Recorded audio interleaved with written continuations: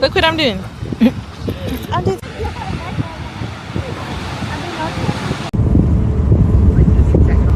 Like I'm having this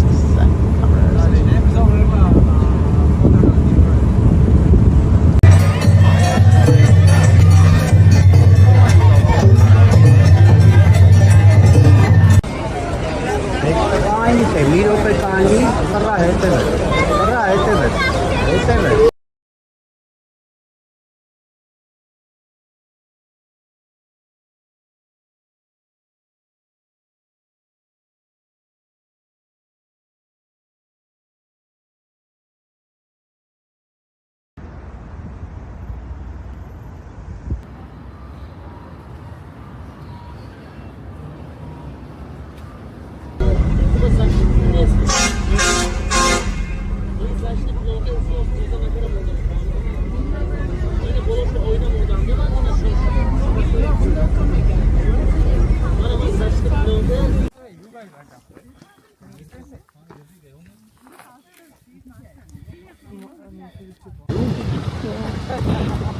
Look what I'm doing.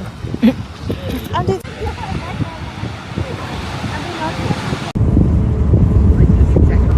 Like I'm having this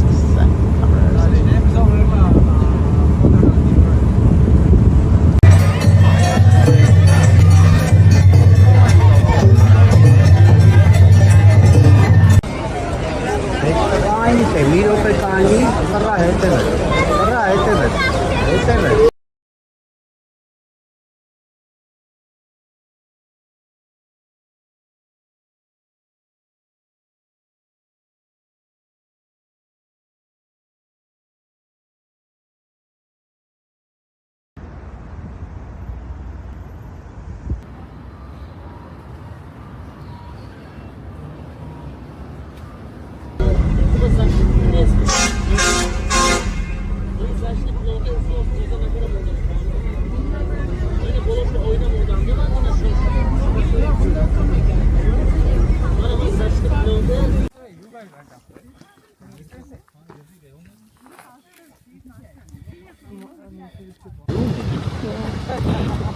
Look what I'm doing.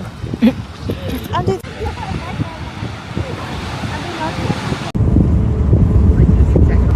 Like I'm having this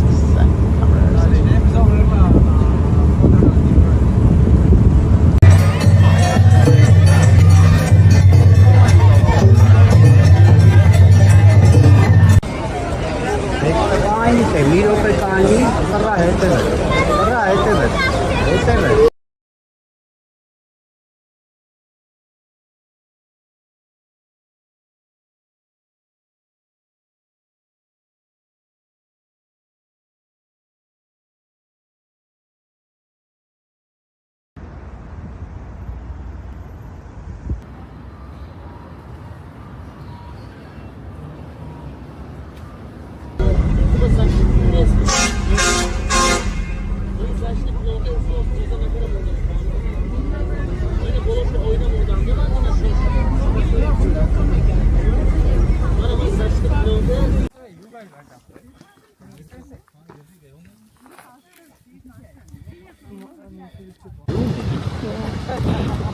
Look what I'm doing.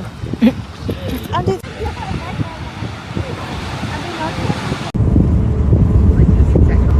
Like I'm having this set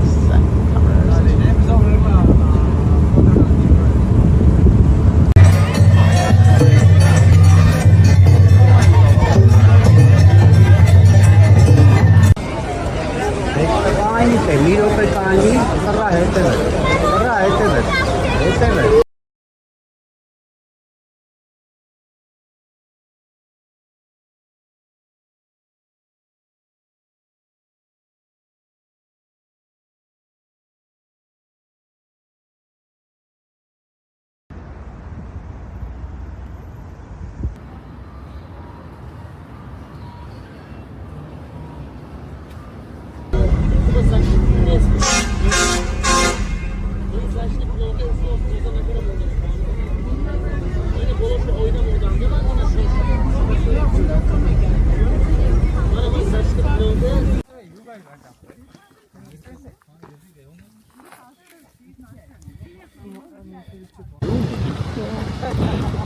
Look what I'm doing.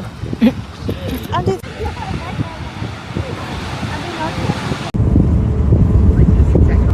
Like I'm having this exact conversation.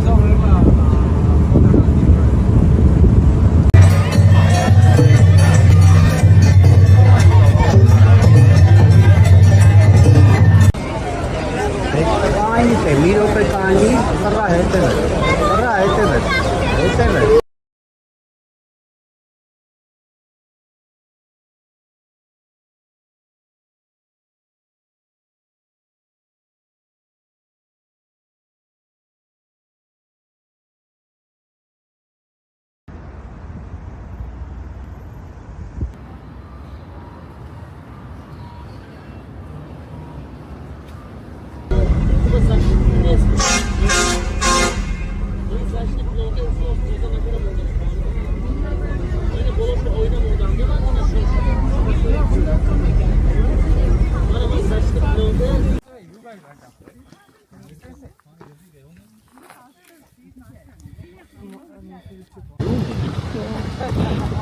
look what I'm doing.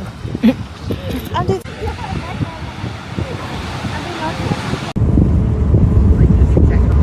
Like I'm having this exact conversation.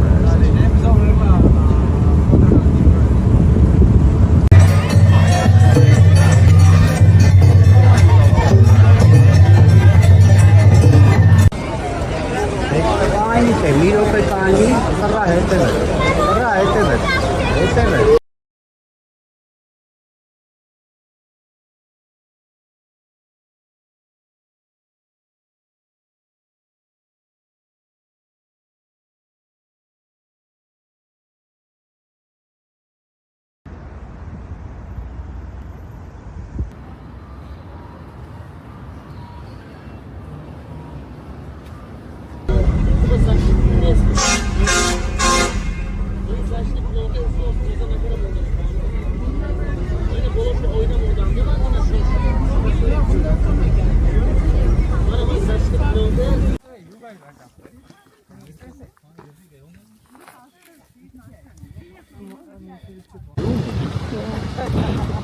look what I'm doing.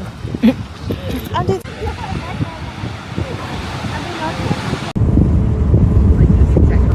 Like I'm having this exact conversation.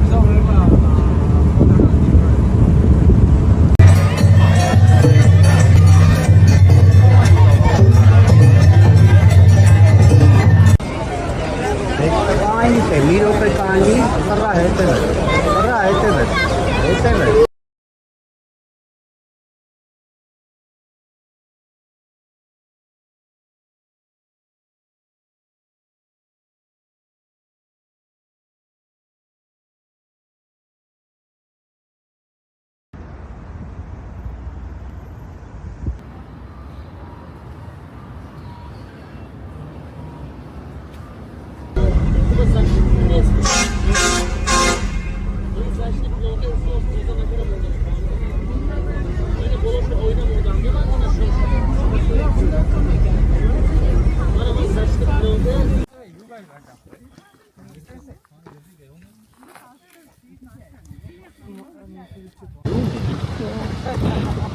look what I'm doing.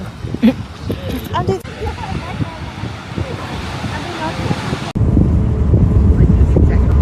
Like I'm having this exact conversation.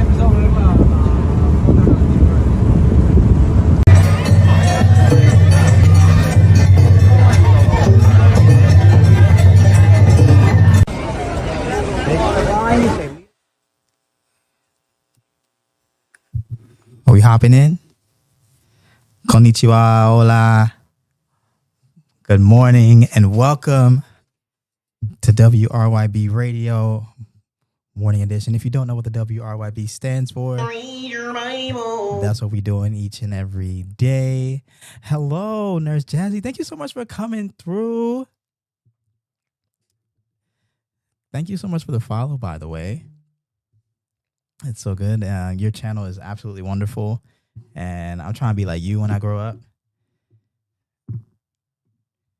You out here doing the thing. And I appreciate it. Hello, Ruth. Hello, everybody. We are here. We are back. I am excited. I'm happy. Hope you're doing well. Hope you're staying warm. Warm, I'm sure it's warm. I keep saying that because it's still cold over here in Japan. And it's like, what's it like? 40, 30? Not 30. It's like 40 something. Still gets a little cold at night. Today wasn't too bad. It wasn't too bad in the daytime. But now it's gotten cold. Now the sun's gone down. It's gotten a little cold. Thank you so much for coming through. This is WRYB Radio. My name is James, aka Wabi Sabi J, aka your friendly neighborhood random person on the internet. And we are here where we talk about Jesus, ourselves, and what this life is really about. That's what we figure out here. I'm glad to have you here. It is so wonderful. I hope you were enjoying the soundtrack. A little bit of KB, a little bit of Jackie Hill, who played at the beginning, a little bit of Andy. We get hyped first thing in the morning. That's what we do for you guys anyway. I'm playing all this hype music and it's nighttime for me. But we're here. It's good to have you here. I hope you're doing well. Hope you had a great weekend, a good Monday. Tuesday starting for y'all. My Tuesday is ending. Let me tell you about my weekend real quick before we get into what we're going to get into. So we got a little way. I don't know if you guys were here. For those of you who weren't in the last stream that was on like Thursday, we finished up Leviticus.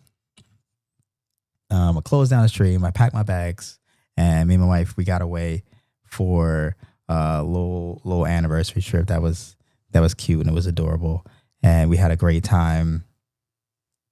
And where did we go? We went to a place called Aoshima, which like I knew very little about, but she said, I love my Christian hip hop. Don't you? Look,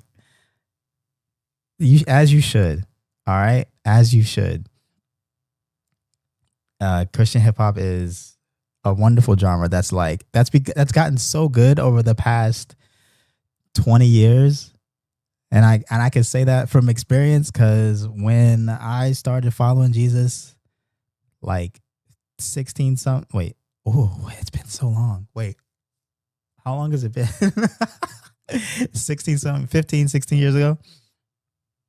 There was no good Christian hip hop. There was no good gospel rap, but it's blown up and it's been great. It's such a good genre. People are like getting in their flow. They getting in, coming through with the rhymes, but then it's also like powerful and lyrically strong. So yeah, there's a genre out there for everybody when it comes to worship music, when it comes to Christian music. Yes. So we got away and went to this place called Aoshima, and it's one of my favorite places in Japan now, because apparently it's known for their mangoes, and mango is my favorite fruit. And I was falling in love with this place. I said, there's like mangoes, there's mango jelly, there's mango cakes, there were mango pudding, there was mango thing, anything you could think of, mango cookies or anything, any sort of snack or delicacy, they had like a mango flavor. And I was great. I was like, we need to come back here. We need to come back here, love. So we're going to plan to do that at some point. But that was pretty much our weekend. I hope you guys had a wonderful weekend as well. I'm excited to come back and continue reading with you. We're going to get into the book of Numbers today. We're going to finish that as we aim to finish reading the Bible before the end of the year. And yeah, let me see. Yes. You're gonna read your Bible. Let's do it. Praise God.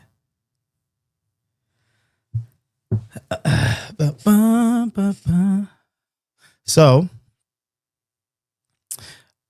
whether you're new to the Bible, you're returning to it, you're just listening to it in the background, just know that you are more than welcome here. We don't judge any people for anywhere, for wherever they are in their walk with God. Whether you don't want anything to do with God, you don't know about God, you might be a little curious, or you've been walking with God for 20 something years.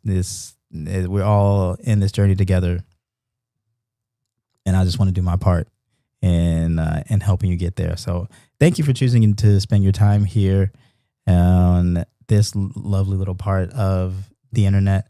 I'm going to try to make it as fulfilling as possible. And so what we'll do here before we get into our reading for today, that, hey, if you have a Bible or not, if you have a Bible, go get it. So that way, when we read through things and you find something that stands out to you, you can put a little mark next to it or highlight or whatever. And then we can come back and we can talk about it, because that's what we do here on WRYB Radio. We have a little discussion about what we read today. We try to have a conversation about the Word of God, the things that we liked, the things that we may not have liked, the things that may have surprised you, things that might have challenged you. And it's just a way to help us grow in our walk with God, help us understand God's character and what He desires from us as His people. I hope you've been enjoying the readings. I have been. It's been great for me. And I hope it's been good for you as well.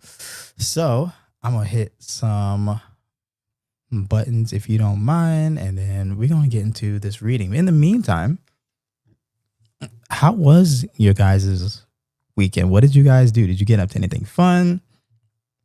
Was it a weekend to just chill and get away from everybody? You didn't feel like dealing with anyone. You just needed to rest. Was it a time to go on vacation? You have any birthdays, any weddings that you went to? What were you up to this past weekend?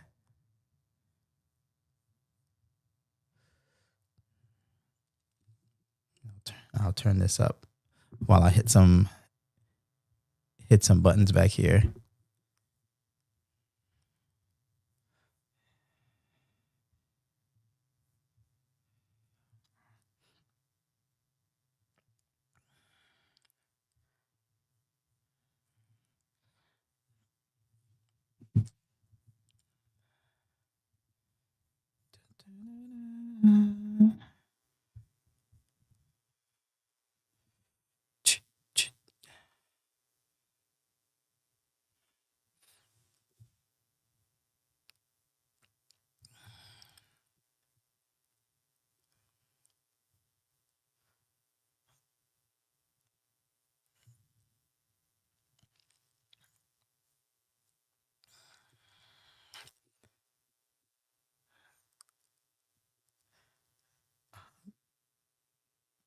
Oh, I'm about to get, bro.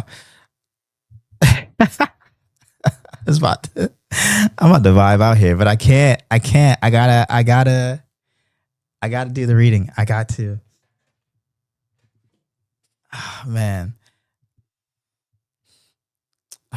I'm looking forward to doing other streams, other types of streams. I want to do a music stream so bad, so that we can just jam out and worship before the Lord. But I told myself I would finish this Bible reading stream. I would do this first before I get to other streams. All right. I'm all set here. I think. Actually, hold on. One more button. I'm going to turn this up. One more button.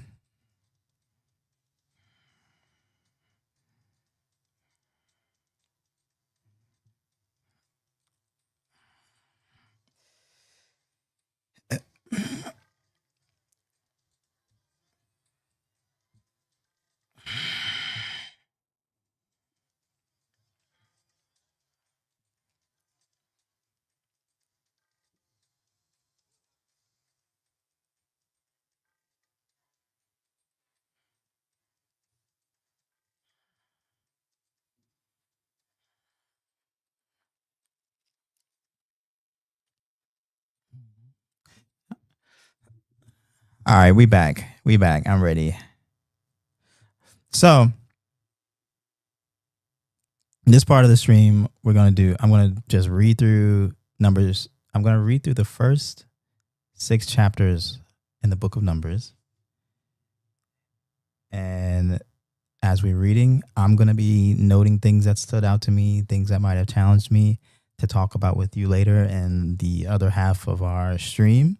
I hope you do the same. I was going to say something else, but then it skipped my mind.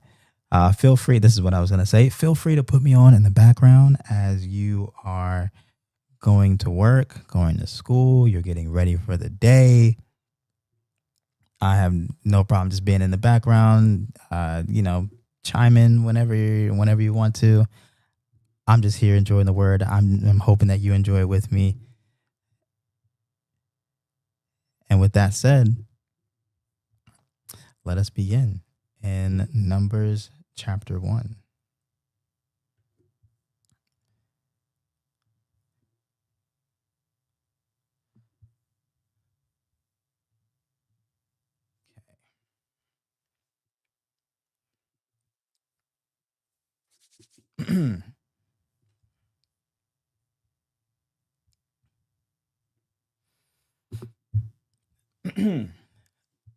Numbers chapter 1.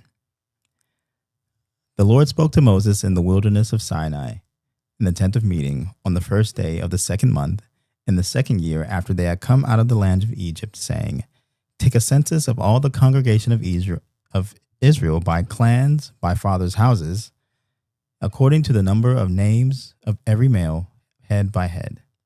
From 20 years old and upward, all in Israel who are able to go to war, you and Aaron shall list them, company by company. And there shall be with you a man from each tribe, each man being the head of the house of his fathers. And these are the names of the men who shall assist you. From Reuben, Eliezer, the son of Shedor. From Simeon, Shelumiel, the son of Jerishadai. From Judah, Nashon, the son of Aminadab. From Issachar, Nathaniel, the son of Zuar. From Zebulun, Eliab, the son of Helon. From the sons of Joseph, from Ephraim, Elishama, the son of Ammihud. From Manasseh, Gamaliel, the son of Pedazur. And from Benjamin, Abidan, the son of Gideoni. From Dan, Ahiezer, the son of Ammishaddai. From Asher, Pagiel, the son of Ochran.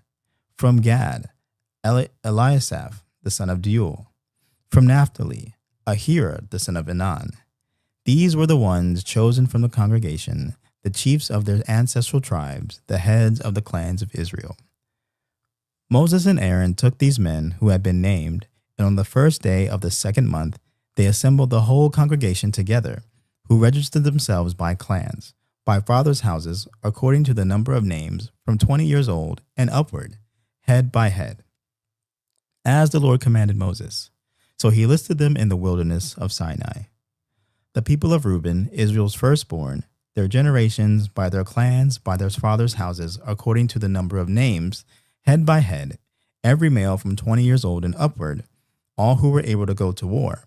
Those listed of the tribe of Reuben were 46,500. Of the people of Simeon, their generations, by their clans, by their fathers' houses, those of them who were listed, according to the number of names, head by head, every male from 20 years old and upward, all who were able to go to war. Those listed of the tribe of Simeon were 59,300. Of the people of Gad, their generations, by their clans, by their fathers' houses, according to the number of the names, from 20 years old and upward, all who were able to go to war. Those listed of the tribe of Gad were 45,650.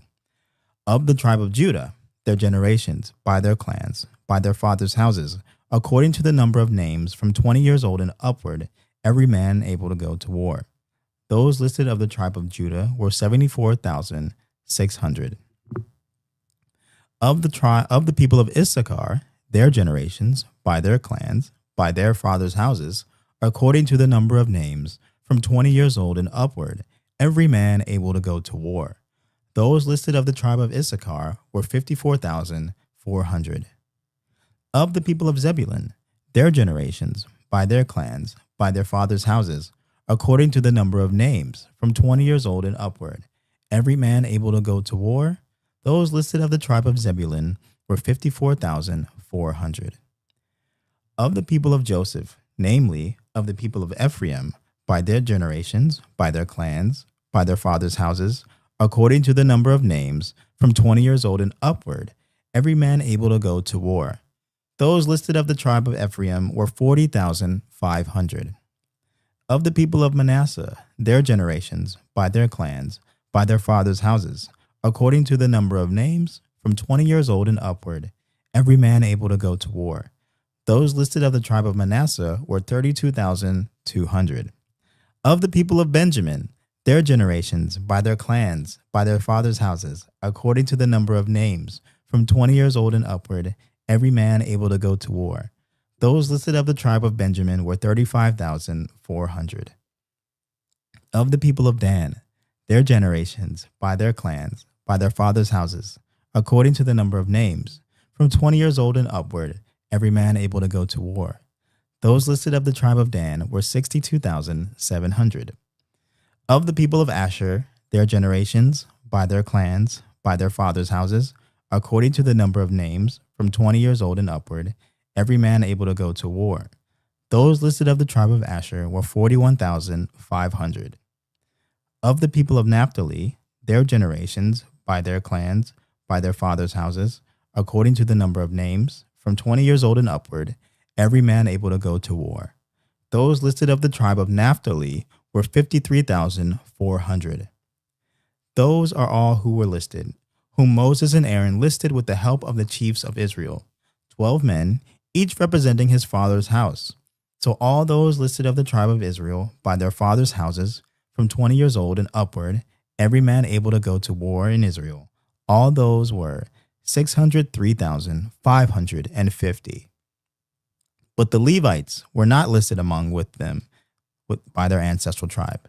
For the Lord spoke to Moses, saying, Only the tribe of Levi shall you not list, and you shall not take a census of them among the people of Israel. But appoint the Levites over the tabernacle of the testimony, and over all its furnishings, and over all that belongs to it. They are to carry the tabernacle and all its furnishings, and they shall take care of it, and shall camp around the tabernacle. When the tabernacle is to set out, the Levites shall take it down, and when the tabernacle is to be pitched, the Levites shall set it up. And if any outsider comes near, he shall be put to death. The people of Israel shall pitch their tents by their companies, each man in his own camp, and each man by his own standard. But the Levites shall camp around the tabernacle of the testimony, so that there may be no wrath on the congregation of the people of Israel. And the Levites shall keep guard over the tabernacle of testimony. Thus did the people of Israel. Thus they did, according to all that the Lord commanded Moses. Chapter 2. The Lord spoke to Moses and Aaron, saying, The people of Israel shall camp by each his own standard, with the banners of their fathers' houses. They shall camp facing the tent of meeting on every side. Those to camp on the east side toward the sunrise shall be the standard of the camp of Judah by their companies, the chief of the people of Judah being Nahshon, the son of Amminadab, his company listed being 74,600. Those to camp next to him shall be the tribe of Issachar, the chief of the people of Issachar being Nathaniel, the son of Zuar, his company as listed being 54,400. Then the tribe of Zebulun, the chief of the people of Zebulun being Eliab, the son of Helon, his company listed being 57,400. All those listed of the camp of Judah by their companies were 186,400.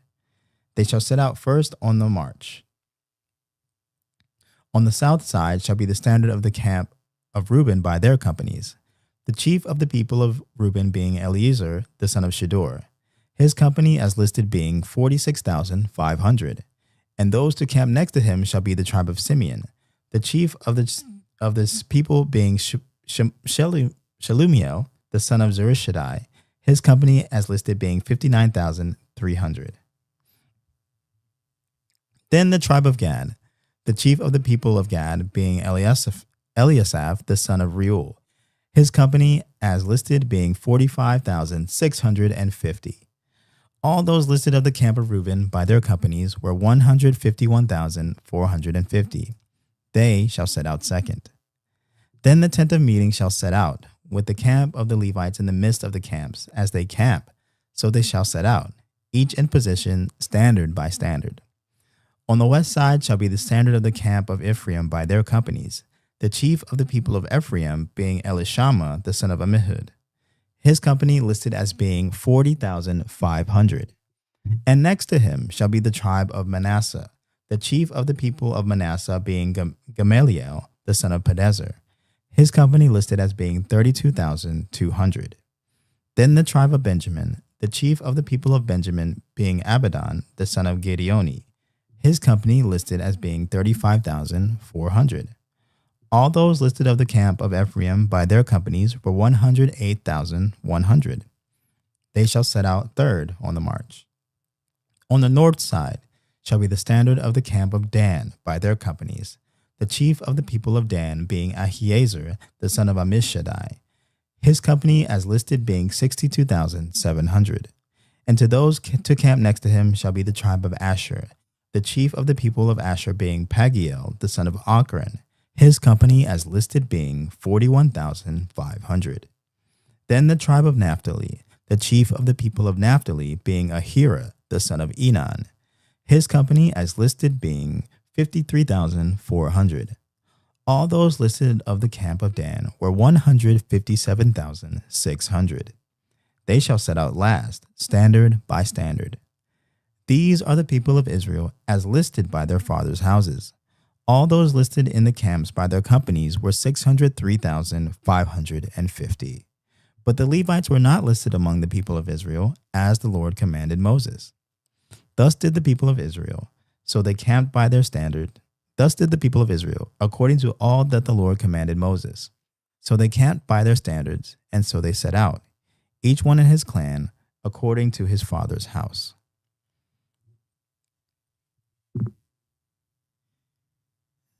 Chapter 3. These are the generations of Aaron and Moses at the time when the Lord spoke with Moses on Mount Sinai. These are the names of the sons of Aaron: Nadab the firstborn, and Abihu, Eleazar, and Ithamar. These are the names of the sons of Aaron, the anointed priests, whom he had ordained to serve as priests. But Nadab and Abihu died before the Lord when they offered unauthorized fire before the Lord in the wilderness of Sinai, and they had no children.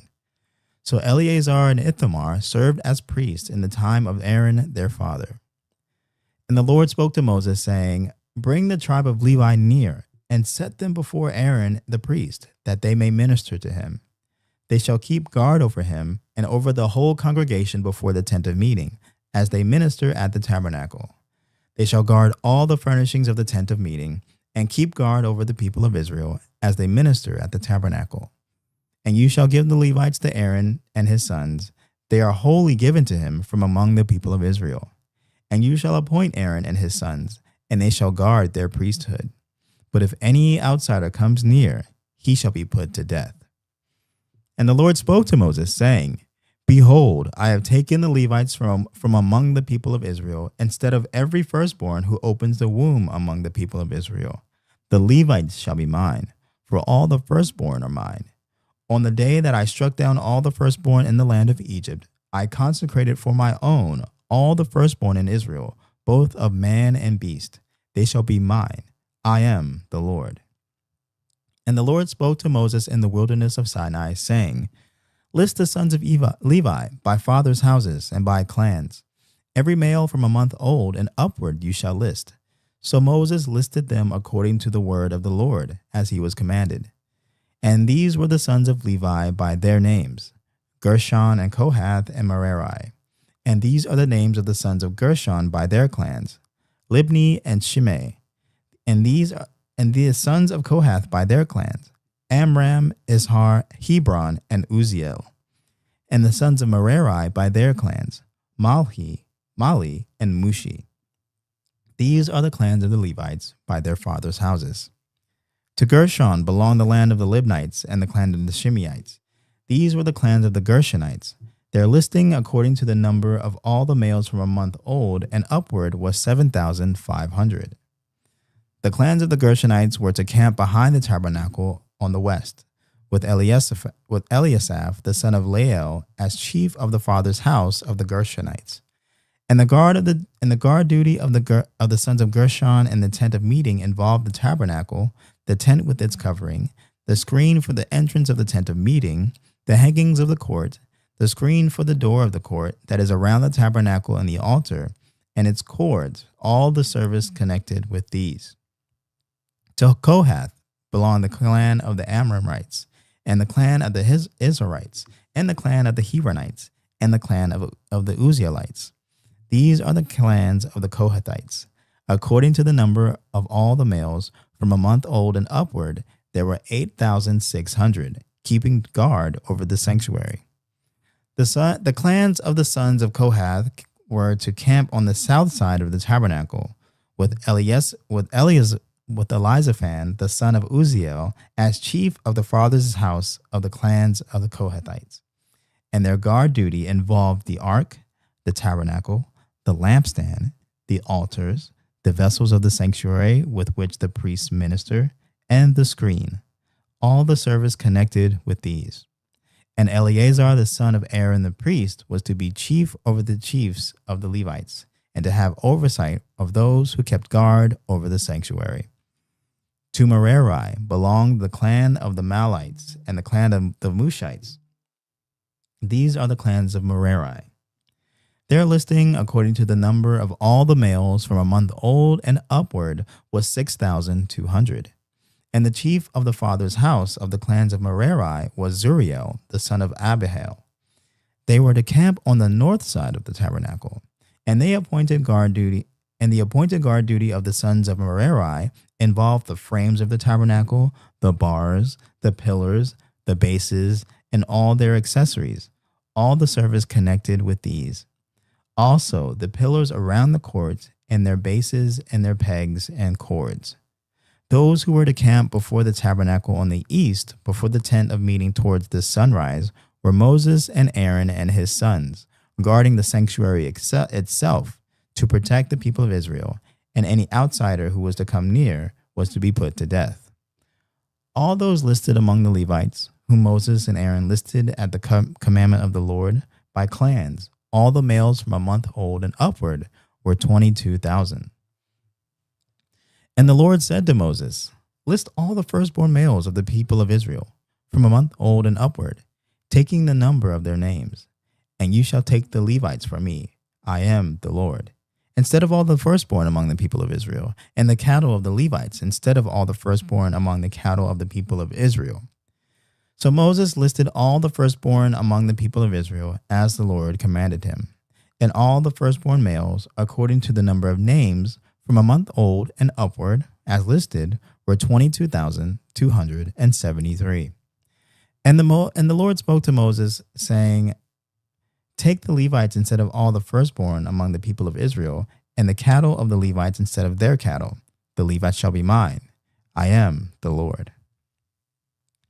And as the redemption price for the 273 of the firstborn of the people of Israel, over and above the number of male Levites, you shall take 5 shekels per head.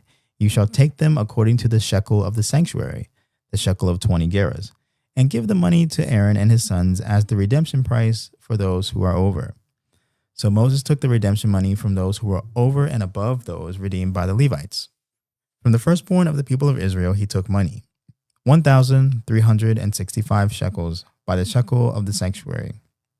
And Moses gave the redemption money to Aaron and his sons, according to the word of the Lord, as commanded by Moses. Chapter 4. The Lord spoke to Moses and Aaron, saying, "Take a census of the sons of Kohath from among the sons of Levi, by their clans and their fathers' houses, from 30 years old up to 50 years old, all who can come on duty to do the work in the tent of meeting. This is the service of the sons of Kohath in the tent of meeting, the most holy things. When the camp is to set out, Aaron and his sons shall go in and take down the veil of the screen and cover the ark of the testimony with it. Then they shall put on it a covering of goatskin, and spread on top of that a cloth all of blue, and shall put in its poles. And over the table of bread of the presence they shall spread a cloth of blue, and put on it the plates, the dishes for incense, the bowls, and the flagons for the drink offering. The regular showbread shall also be on it.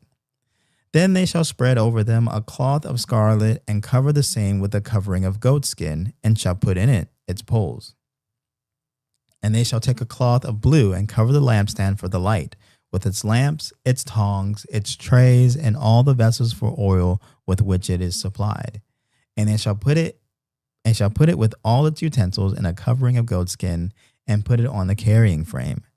And over the golden altar they shall spread a cloth of blue, and cover it with a covering of goatskin, and shall put in its poles. And they shall take all the vessels of the service that are used in the sanctuary, and put them in a cloth of blue, and cover them with a covering of goatskin, and put them on the carrying frame. And they shall take away the ashes from the altar, and spread a purple cloth over it. And they shall put on it all the utensils of the altar, which are used for service there, the fire pans, the forks, the shovels, the basins, and all the utensils of the altar. And they shall spread on it a covering of goatskin, and shall put in its poles. When Aaron and his sons have finished covering the sanctuary and all the furnishings of the sanctuary, as the camp sets out, after that the sons of Kohath shall come to carry these, but they must not touch the holy things, lest they die. These are the things of the tent of meeting that the sons of Kohath are to carry. And Eleazar, the son of Aaron the priest, shall have charge of the oil for the light, the fragrant incense, the regular grain offering, and the anointing oil, with the oversight of the whole tabernacle and all that is in it, of the sanctuary and its vessels. The Lord spoke to Moses, saying, Let not the tribe of the clans of Kohites be destroyed Let not the tribe of the clans of the Kohathites be destroyed from among the Levites, but deal thus with them, that they may live and not die when they come near to the most holy things. Aaron and his sons shall go in, and appoint them each to his task and to his burden, but they shall not go in to look on the most holy things, even for a moment, lest they die. The Lord spoke to Moses, saying, Take a census of the sons of Gershon also by their fathers' houses and by their clans. From 30 years old up to 50 years old you shall list them, all who can come to duty to do service in the tent of meeting. This is the service of the clans of the Gershonites in serving and bearing burdens. They shall carry the curtains of the tabernacle and the tent of meeting with its covering, and the covering of goatskin that is on top of it, and the screen for the entrance of the tent of meeting, and the hangings of the court, and the screen for the entrance of the gate of the court that is around the tabernacle and the altar, and their cords and all the equipment for their service. And they shall do all that needs to be done with regard to them. All the service of the sons of the Gershonites shall be at the command of Aaron and his sons, in all that they are to carry, and in all that they have to do. And you shall assign to their charge all that they are to carry. This is the service of the clans of the sons of the Gershonites in the tent of meeting, and their guard duty is to be under the direction of Ithamar, the son of Aaron the priest. As for the sons of Merari, you shall list them by their clans and their fathers' houses. From 30 years old up to 50 years old you shall list them, everyone who can come on duty, to do the service of the tent of meeting. And this is what they are to charge to carry, as the whole of their service in the tent of meeting, the frames of the tabernacle, with its bars, pillars, and bases, and the pillars around the courts, with their bases, pegs, and cords, with all their equipment and all their accessories. And you shall list by name the objects that they are required to carry. This is the service of the clans of the sons of Merari, the whole of their service in the tent of meeting, under the direction of Ithamar, the son of Aaron the priest. And Moses and Aaron and the chiefs of the congregation listed the sons of the Kohathites by their clans and by their fathers' houses, from 30 years old up to 50 years old, everyone who could come on for duty for service in the tent of meeting. And those listed by clans were 2,750. This was the list of the clans of the Kohathites, all who served in the tent of meeting, whom Moses and Aaron listed according to the commandment of the Lord by Moses. Those listed of the sons of Gershon by their clans in their fathers' houses, from 30 years old up to 50 years old, everyone who could come on duty for the service in the tent of meeting, listed by their clans and their fathers' houses, were 2,630. This was the list of the clans of the sons of Gershon, all who served in the tent of meeting, whom Moses and Aaron listed in according to the commandment of the Lord. Those listed of the clans of the sons of Merari by their clans and their fathers' houses, from 30 years old up to 50 years old, everyone who could come on duty for service in the tent of meeting. Those listed by clans were 3,200. This was the list of the clans of the sons of Merari, whom Moses and Aaron listed according to the commandment of the Lord by Moses.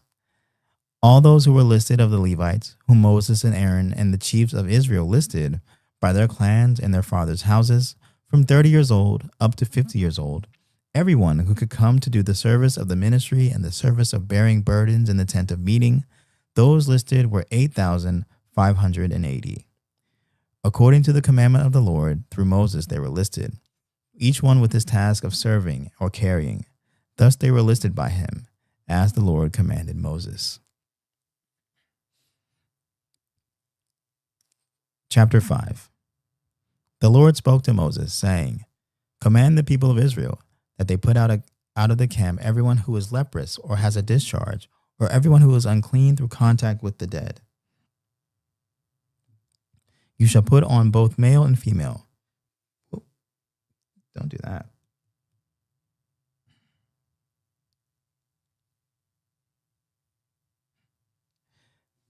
You shall put both male and female, putting them outside the camp, that they may not defile their camp, in the midst of which I dwell. The people of Israel did so, and put them outside the camp, as the Lord commanded, said to Moses, so the people of Israel did. And the Lord spoke to Moses, saying, Speak to the people of Israel. When a man or a woman commits any of the sins that the people commit by breaking faith with the Lord, and that person realizes his guilt, he shall confess his sin that he has committed, and he shall make full restitution for his wrong, and add a fifth to it by giving it to him to whom he know he did the wrong. But if the man has no next of kin to whom restitution may be made for the wrong, the restitution for the wrong shall go to the Lord for the priest, in addition to the ram of atonement with which atonement is made for him. And every contribution, all the holy donations of the people of Israel, which they bring to the priest, shall be his. Each one shall keep his holy donations. Whatever anyone gives to the priest shall be his. And the Lord spoke to Moses, saying, Speak to the people of Israel.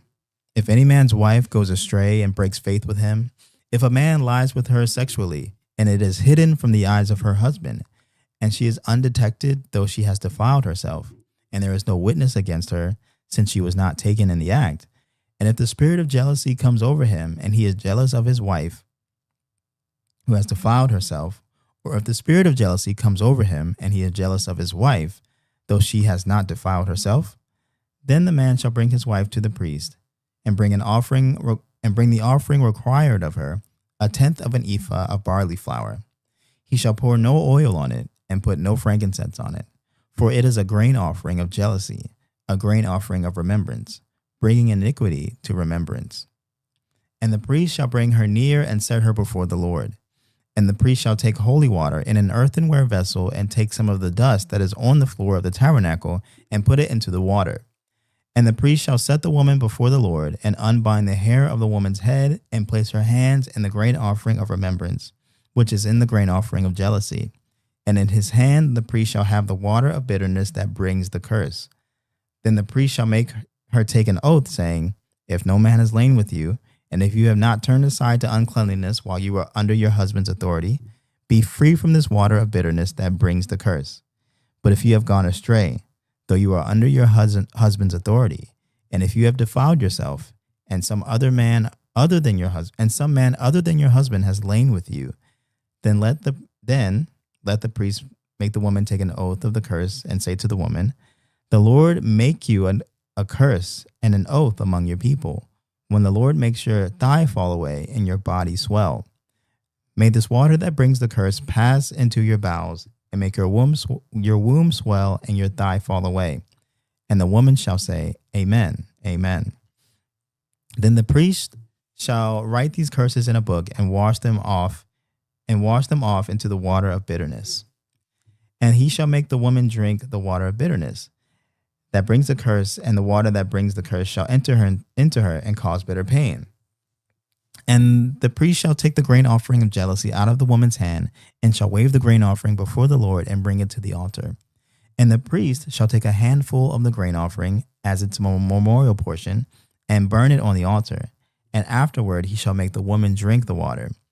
And when he has made her drink the water, then, if she has defiled herself and has broken faith with her husband, and the water that brings the curse shall enter into her and cause bitter pain, and her womb shall swell, and her thigh shall fall away, and the woman shall become a curse among her people. But if the woman has not defiled herself and is clean, then she shall be free, and shall conceive children. This is the law in cases of jealousy, when a wife, though under her husband's authority, goes astray and defiles herself, or when the spirit of jealousy comes over a man, and he is jealous of his wife. Then he shall set the woman before the Lord, and the priest shall carry out for her all this law. The man shall be free from iniquity, but the woman shall bear her iniquity. Chapter 6. And the Lord spoke to Moses, saying, Speak to the people of Israel, and say to them, when either a man or a woman makes a special vow, of the vow of a Nazirite, to separate himself to the Lord, he shall separate himself from wine and strong drink. He shall drink no vinegar made from wine or strong drink, and shall not drink any juice of the grapes, or eat grapes, fresh or dried. All the days of his separation he shall eat nothing that is produced by the grapevine, not even the seeds or the skins. All the days of his vow of separation no razor shall touch his head, until the time is completed for which he separates himself to the Lord. He shall be holy. Let the locks of his hair grow long.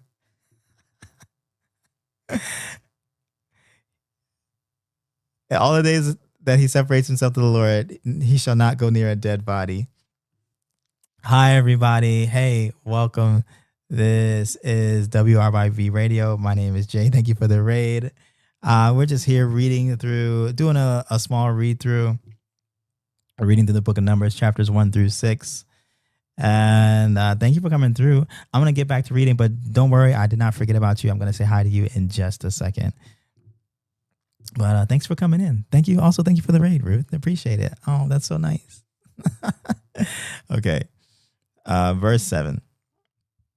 Not even for all the days that he separates himself to the Lord, he shall not go near a body, not even for his father or for his mother or for a brother or sister. If they die, shall he make himself unclean, because his separation to God is on his head.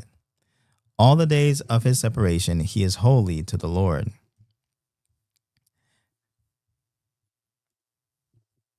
And if any man dies very suddenly beside him, and he defiles his consecrated head, then he shall shave his head on the day of his cleansing. On the 7th day he shall shave it.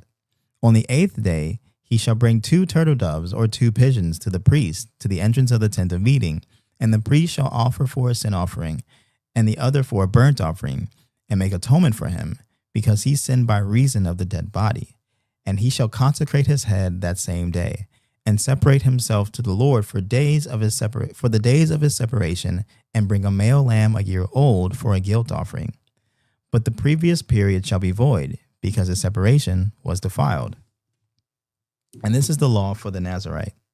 When the time of his separation has been completed, he shall be brought to the entrance of the tent of meeting, and he shall bring his gift to the Lord: 1 male lamb a year old without blemish for a burnt offering, and one ewe lamb a year old without blemish as a sin offering, and 1 ram without blemish as a peace offering, and a basket of unleavened bread, loaves of fine flour mixed with oil, and unleavened wafers smeared with oil, and their grain offering and their drink offerings.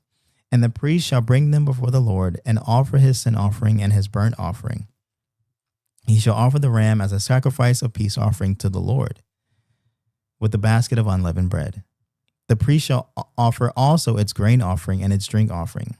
And the Nazarite shall shave his consecrated head at the entrance of the tent of meeting, and shall take the hair from his consecrated head, and put it on the fire that is under the sacrifice of the peace offering. And the priest shall take the shoulder of the ram when it's boiled, and one unleavened loaf out of the basket, and one unleavened wafer, and shall put them on the hands of the Nazarite, after he has shaved the hair of his consecration. And the priest shall wave them for a wave offering before the Lord. They are a holy portion for the priest, together with the breast that is waved and the thigh that is contributed. And after that, the Nazarite may drink wine. This is the law of the Nazarite. But if he vows an offering to the Lord above his Nazarite vow, as he can afford, in exact accordance to the vow that he takes, then he shall do in addition to the law of the Nazarite. The Lord spoke to Moses, saying, Speak to Aaron and his sons, saying, Thus you shall bless the people of Israel. You shall say to them, The Lord bless you and keep you. The Lord make his face to shine upon you and be gracious to you. The Lord lift up his countenance upon you and give you peace. So shall they put my name upon the people of Israel, and I will bless them. Hello, friends, ladies and gentlemen. That was chapters 1 through 6 in the book of Numbers. Thank you so much for joining. I hope you took some notes. Hope you highlighted some things. Hope you got some things to chat about. I got some things I want to talk about with you guys, but we're going to take a little break, and we're going to come right back with a little discussion. I hope you guys are as excited as I am. Okay, so I'm going to hit a couple buttons. Don't pay me no never mind. 1 second. And I'll see you on the other side. This is WRYB Radio. Let's listen to some Mark Barlow.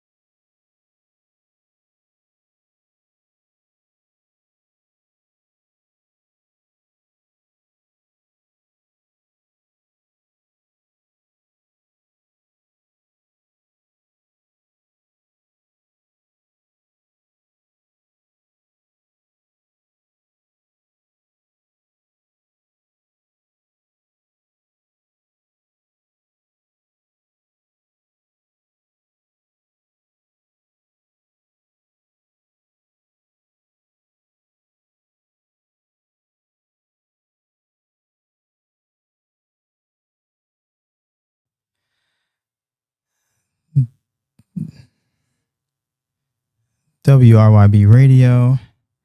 Thank you so much for listening. My name is James, aka Wabi Sabi J, aka your friendly neighborhood random person on the internet. Welcome back. Hope you had a good break. Hope you didn't miss me too much. But we just got finished reading through chapters 1 through 6 in the book of Numbers.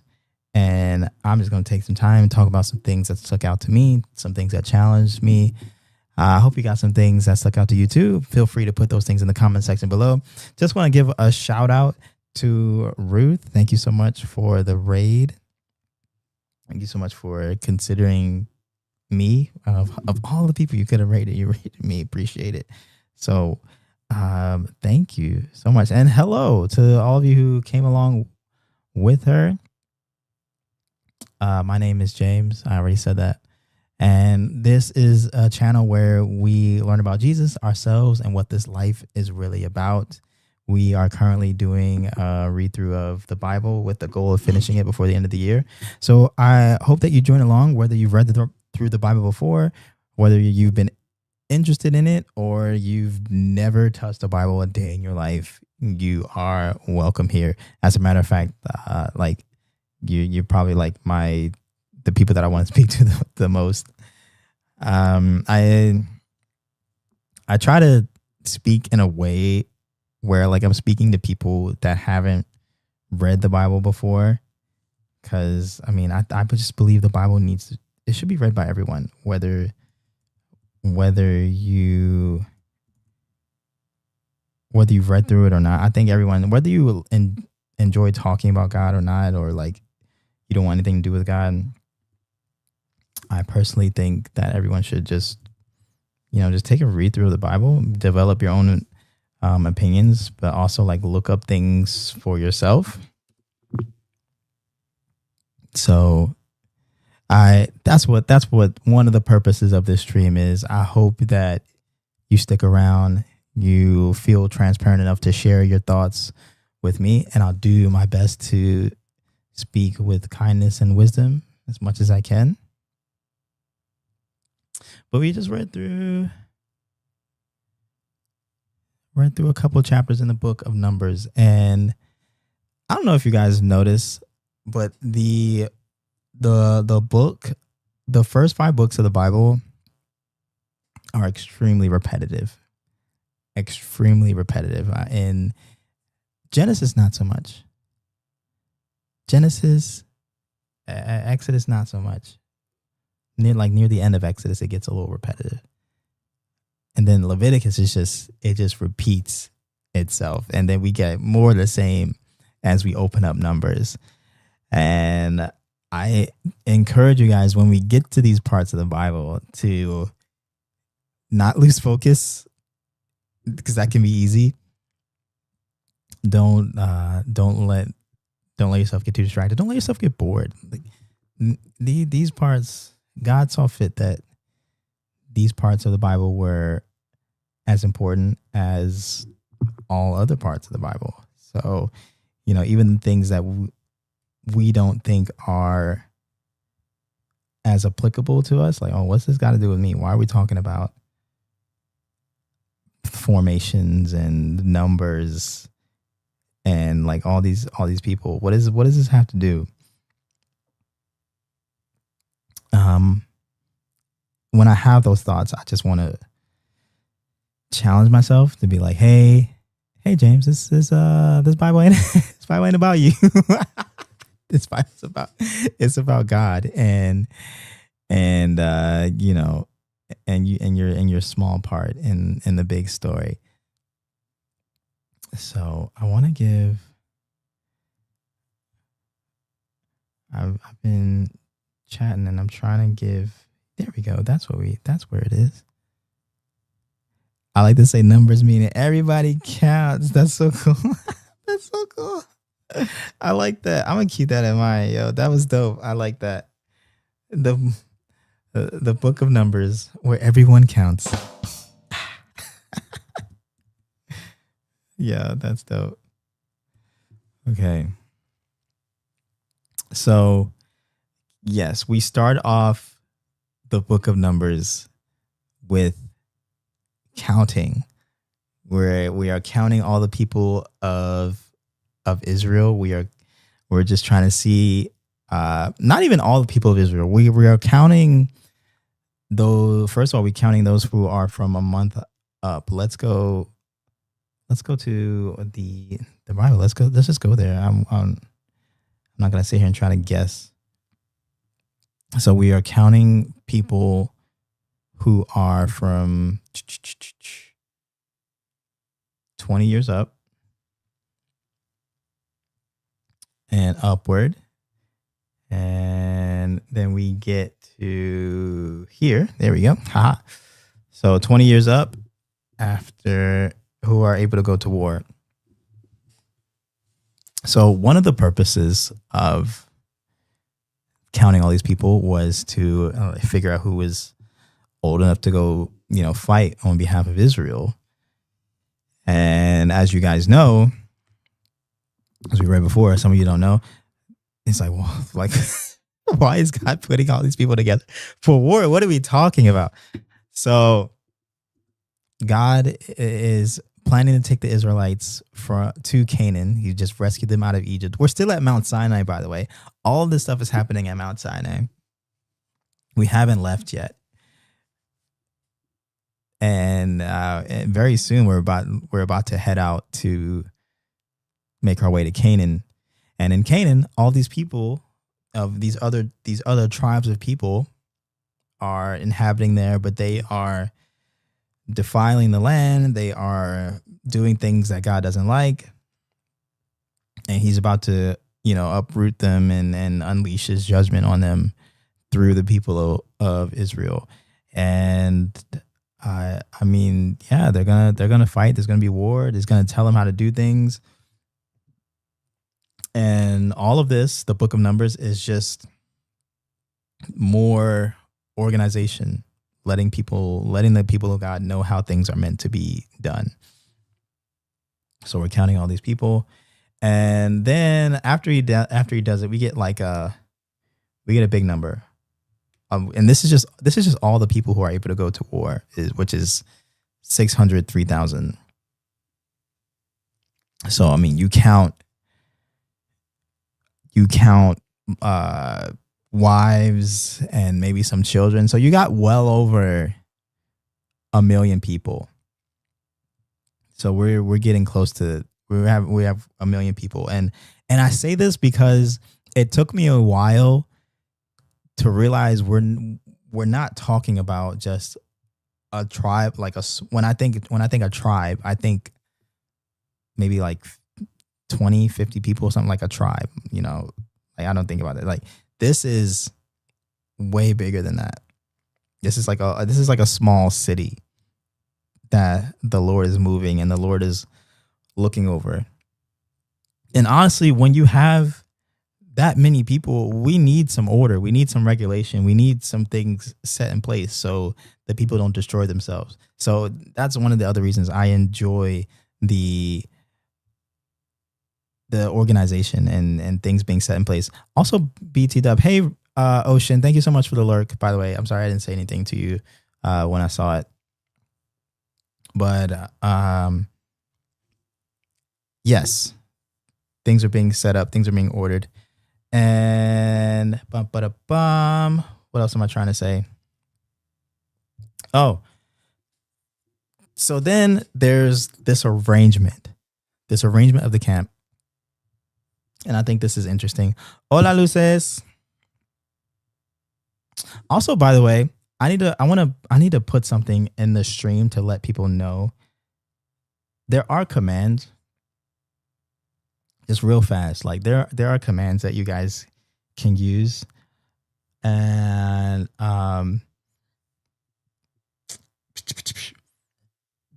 sorry.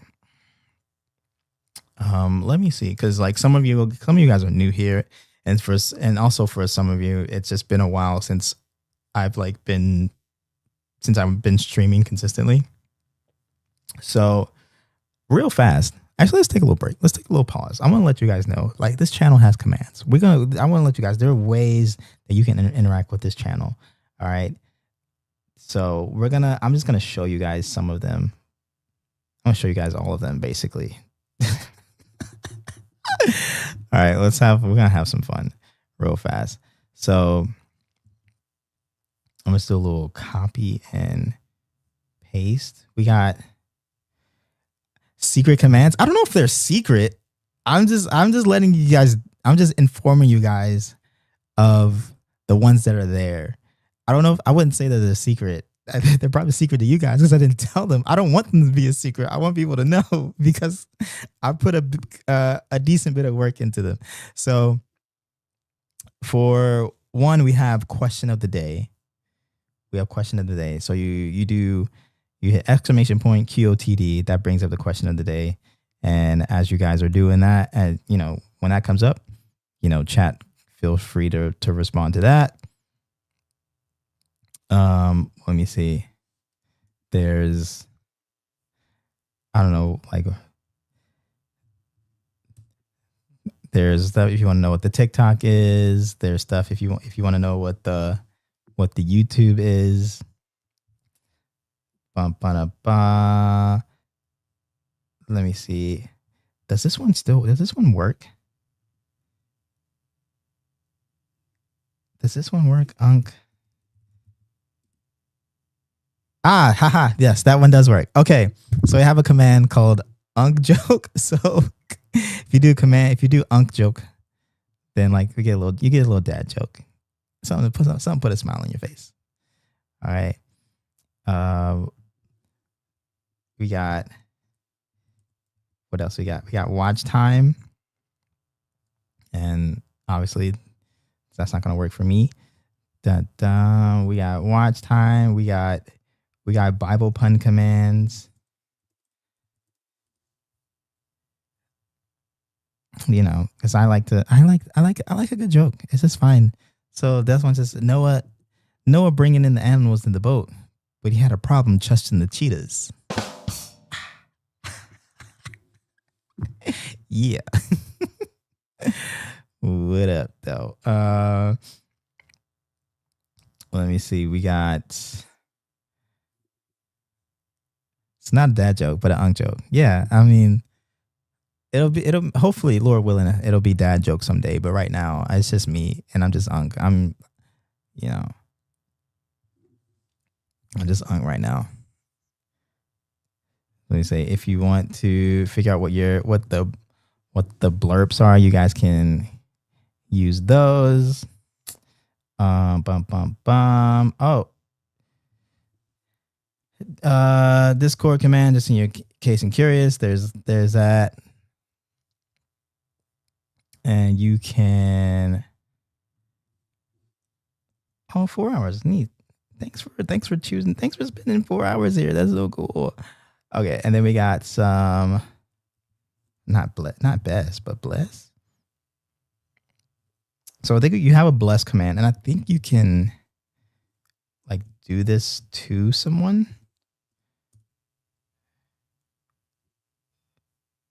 I haven't spent 4 hours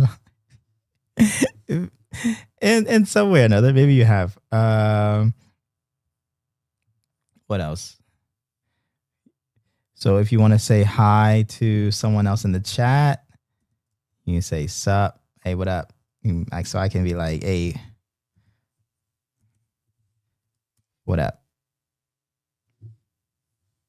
What up, Luces? Hola, Luces. Yes. Maybe. I mean, it logs it in.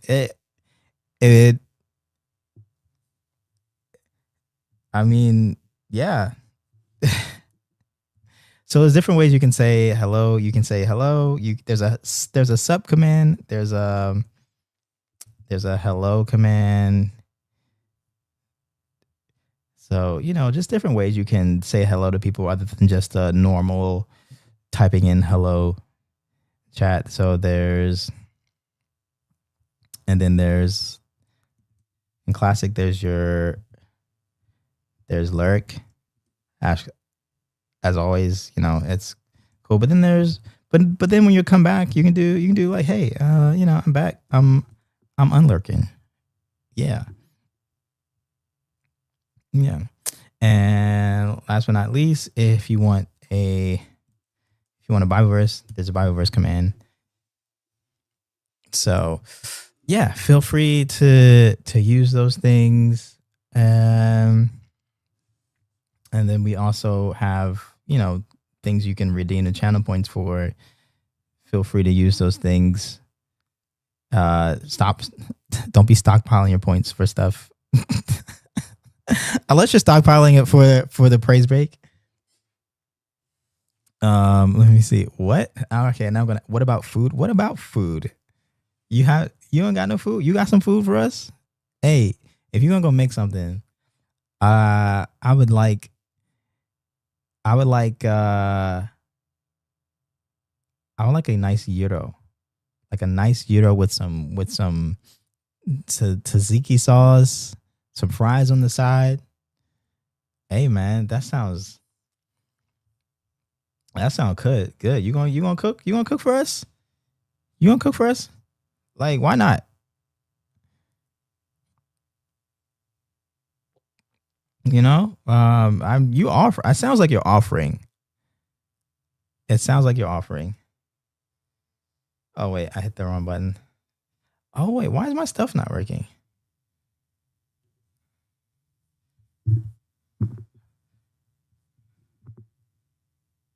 Hold on. No, I don't like that. Do you know I am watching people ask her for her list of randomizers? What do you mean? Her list of randomizers? What is she like? What is she randomize?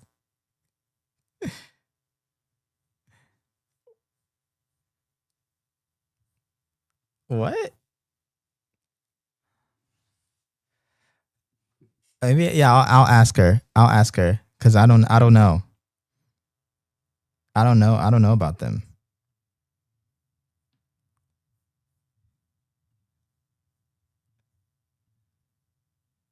Let me see. I'll ask her.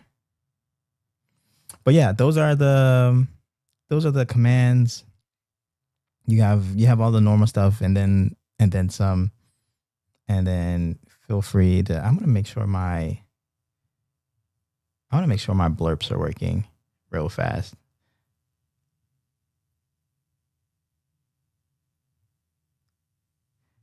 While I'm doing that, I'm gonna turn this up.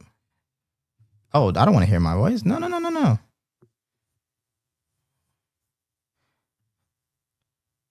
Oh wait, yeah, that's what I want to do. Let me turn this up.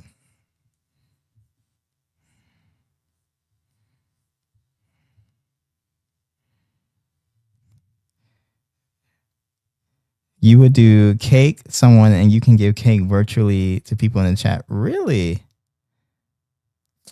I think I've seen that before. Like she has different pastries and stuff.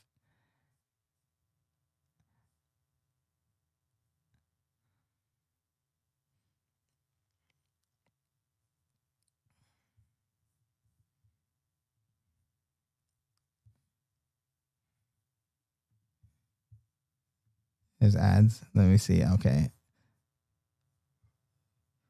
For those of you who don't have ads,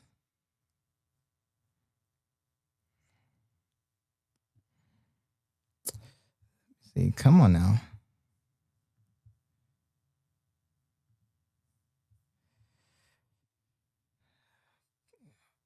Come on, blurb. I'm waiting for my blurb window to load so I can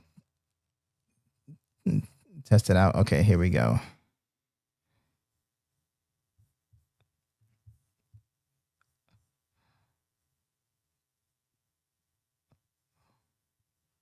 Wait a minute. Okay. Oh, yeah.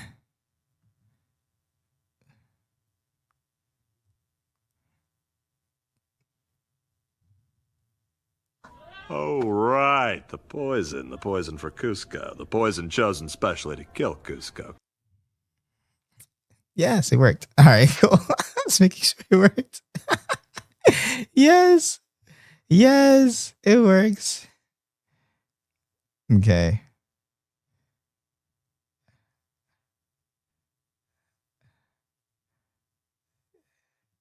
Okay, it's working. It's working. It's working. Hey, you're all back. Welcome back, guys. Hey.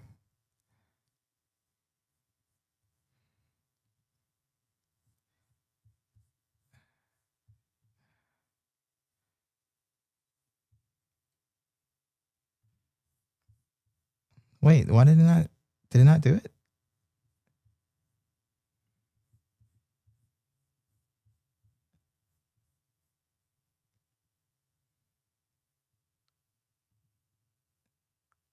Wait, did it not do it? Oh, I gotta fix that one. It didn't do any noise. It didn't do the sound. Bruh.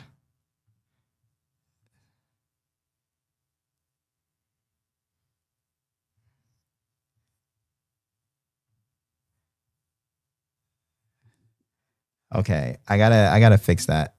Cause like it's coming out. Oh, there it is. I'm gonna do my own thing. Yeah. I'm gonna do my own thing. Yes. There it is. All right, bet. All right, that puts a smile on my face. All right. Anyway, so those are the things. Just giving y'all a little tour of the stream. My lovely little corner of Twitch that I've tried to make nice and cozy for you guys. Yeah, have fun with all those things. Yeah, feel free to use them, especially at this point of the show of the stream. I'd rather you not use them during the reading, but like during this part where we're just chatting and having a conversation, pretty much anything goes. Like, just be kind and all that. Let me see. I just thought of one that I wanted to add. And now I'm gonna add it after this stream is over. This is so much fun. Okay. You lose. Okay, let me stop. All right, let's go back to talking about the reading today. We just read through numbers 1 through 6. We're talking about the arrangement of the camp. It's a lot of people, over 1 million people. And I just thought, just in case, so God has Moses and Aaron arranged the people in a certain way. So I'm going to show you guys what this looks like. Here we go. So, oh, okay.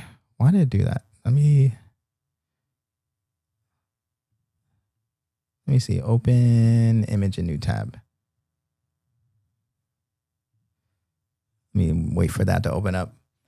Oh yeah. Okay. That looks a whole lot better. So, for those of you who can look at the screen right now, feel free to have a look. What book are we in? We are in the book of Numbers, where everything counts.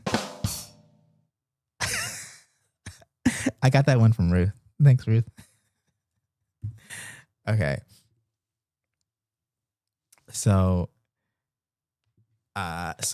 when God has them arrange the people, he tells them to do it in a certain way. And to the, he has the 12 tribes, 3 on each side. And then he has the Levites around the tabernacle in a certain way. And honestly, I'm not sure what the purpose of like this certain arrangement. I mean, the arrangement of the Levites around the tabernacle makes sense to me because they were assigned to the tabernacle. That was their purpose. But I definitely want to look into why maybe it was arranged a certain way. So let me make sure. So to the east side shall be facing the sunrise shall be the the people of Judah. Nope, wrong one. Dun dun dun. Nahshon, the son of Amminadab. So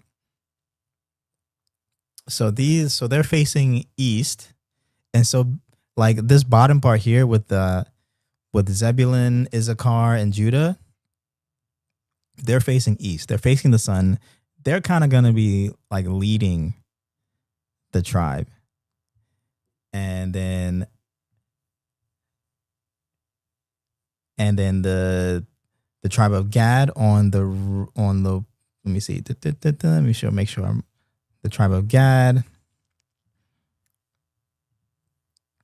So these guys on the east, west, on the south, they're going to leave out second, and then the west side shall leave out third, and then on the north side they're going to head out last. So like this is a whole thing, guys. Like this is so cool. Like my mind is just constantly being blown away by the word of God.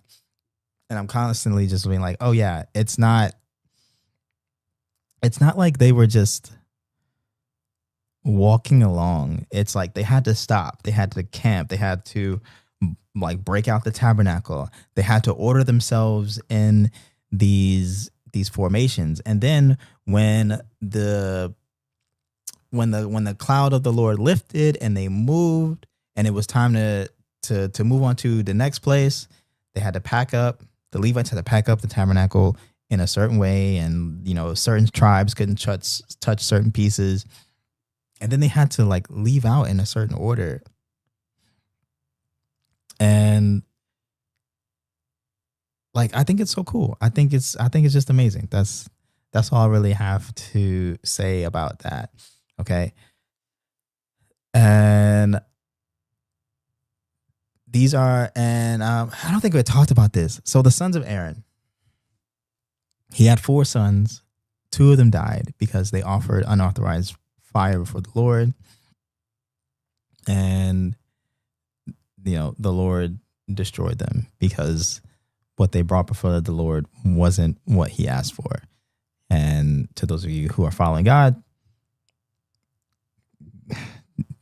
just like be mindful of how you approach the Lord. Approach the Lord with reverence, with thanksgiving. We don't have to like bring certain things before the Lord, but we shouldn't treat our time before God like we shouldn't take it for granted. So, and I think we can do this. I'm guilty of this sometimes. But we have to remind ourselves that like we have to remind ourselves that we are talking to the King of Kings, the Lord of Lords, the one who sits outside of time. And I have to remind myself this. I think I catch myself when I pray certain ways. When I find myself praying about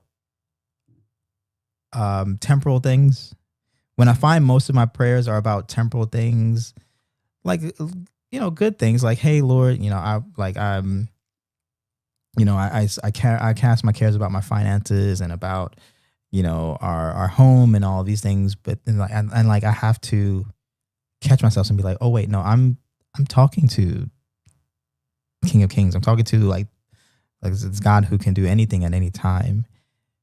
And in those moments, I'm like, oh yeah, wait a minute. Let me pray for like my family who's on the other side of the world. Let me pray for my friends who need to come to the Lord. Let me pray for those who are suffering in different parts of the world, because when I do that, I believe I am living in what God called me to do, which is to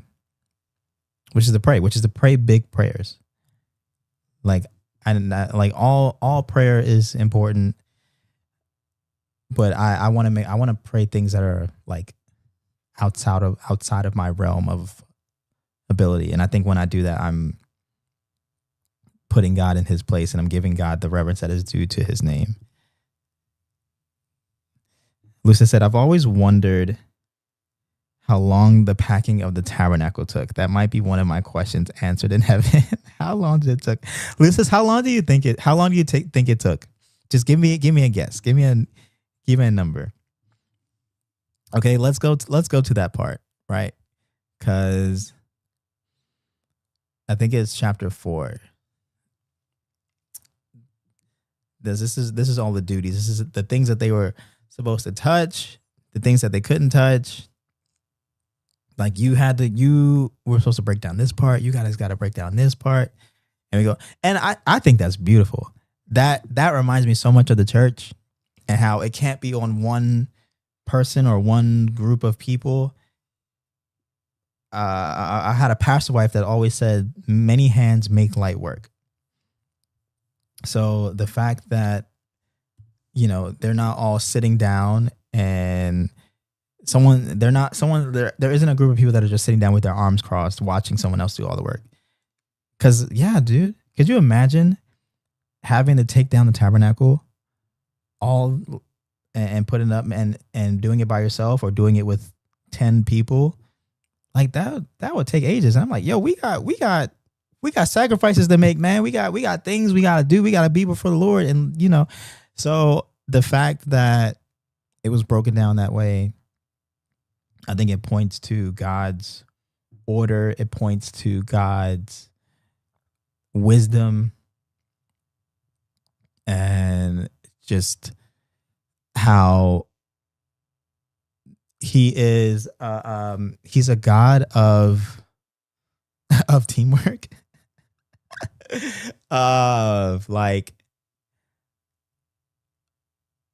I think I'm reminded of the verses in Corinthians where it talks about how we're not all one eye, we're not all one lung or one heart. Like we're all different parts and we all have a place to serve. And I just love knowing that God designed it that way puts a smile on my face. Let me see. Top year stream. What is this? Oh my days! It better not be a bot. Are you trying to get blocked? What is that, man? Okay. Oh gosh. So, it's not too different from today. The organization and having us all work together to advance the kingdom. Like this is the Israelites were literally doing that. They were advancing the kingdom. And they had to work together. And things were set in order and things were in certain places, and God wasn't playing about the order, and he didn't want anything to be disrupted, and when the people obeyed that, it worked smoothly and it was great. And the kingdom of God was advancing when people kept things in order, when people abided by what God said. I think it's not too different from what we need to do today. If we work together and everybody does what they're meant to do, and we love each other like God has loved us, and we show our love for one another, like the kingdom will advance. God will do what he needs to do. So, I would say it took. I'll say it took like half an hour. I don't think it took that long. I honestly don't, because there's at least 3,000 people working on this thing. Apparently there's 8,580 people working on breaking down and setting up this tabernacle. I don't think it took that long, really. I think it maybe took like a good 15, maybe 30 minutes, maybe an hour if we're like, yo, it has to be like maybe an hour, because it's got to look good. It can't be, set up any kind of way. It can't be like put up all fast, all willy-nilly, but I'll say an hour. Because you imagine while the people are setting up, they're setting up. So everyone has to break out their tents and all that stuff. So the Levites are setting up their tent. So, maybe it took an hour to get everything in order. And then when you're leaving, it probably took maybe about an hour or something. Because they have all these different parts. It's not like you could just pack it up any certain kind of way. In the beginning, it might have taken longer, but then as they got used to it, it might have been faster. Hey, practice makes better, isn't it? Practice makes better. So they were like, "Hey, man, I got this. Hey, don't touch that. You don't touch that because you're gonna die. All right." But maybe by like the fifth or sixth time, hey, Wavy, hello, welcome. Thank you so much for the follow. And my name is James, aka Wabi Sabi J, aka your friendly neighborhood random person on the internet. Welcome to my lovely little corner of the internet where we learn about Jesus, ourselves, and what this live is really about. Thank you so much for coming by and choosing to spend your time here and choosing to follow me. Hope you enjoy your time. We just got finished reading through chapters 1 through 6 in the book of Numbers. And we're just having a little chat. I'm talking about some things that stuck out to me, things that I enjoyed, things that I didn't enjoy. Don't worry if you've never read the Bible before. If you have read the Bible, if you have no interest in God, you have no interest in the Bible, it's all good. You're welcome here. Yeah. So, Ruth said, "In it, you ain't British." I'm not. I'm Scottish.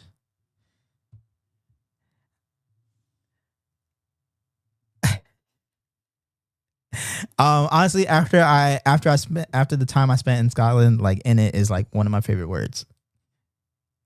So spent some time in Scotland, made a lot of good friends, learned some slang, some of the lingo.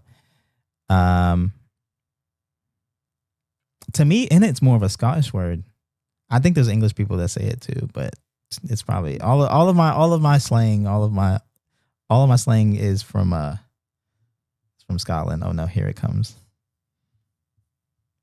Is it gonna come through? It should come through. If it doesn't, I'm gonna be upset.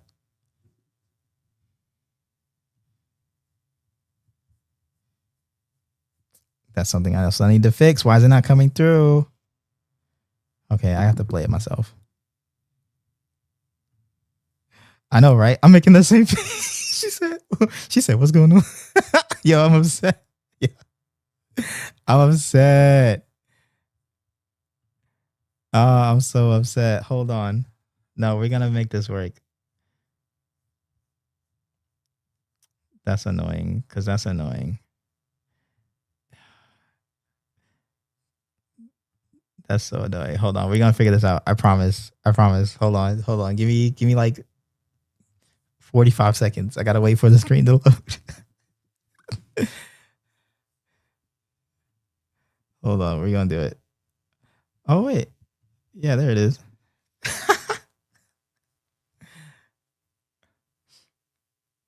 Oh, is it gonna if I do it?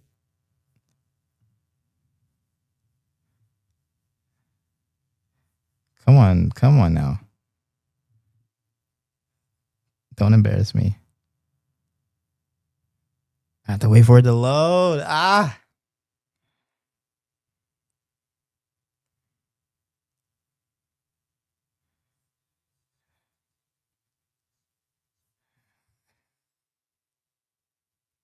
There it is. Did you get that? Did you get all that? Did you get it? Did you understand it?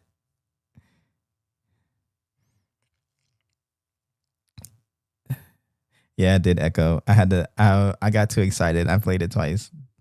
There you go. Okay. I'll do it one more time.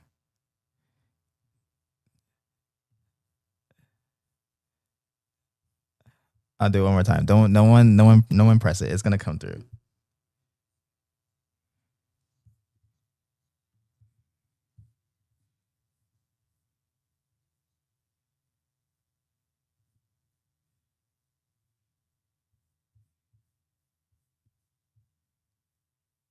Did you get it?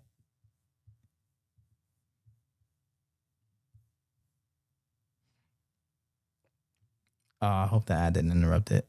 Oh, you kidding me? There's ads.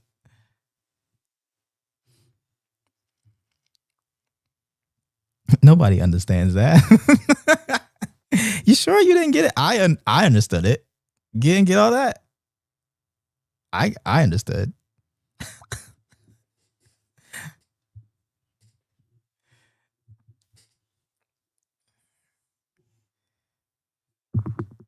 You guys didn't get that? You guys didn't understand all that stuff, man? That's some like important stuff that he said in there. You guys like Scotland is amazing, and it was like fun fact is like it was never on my places of countries to go, but ever since it's like one of my favorite places in the world, and I would recommend everybody just go there at least once. Spend some time there. Learn the lingo, get some haggis, pet a cow, pet a coo. Okay. Speaking of cows, I don't have anything. I don't have anything for a transition. We're gonna just go back to the word of the Lord. Okay. Let me see. You guys didn't get all that? I understood it. I can't believe it.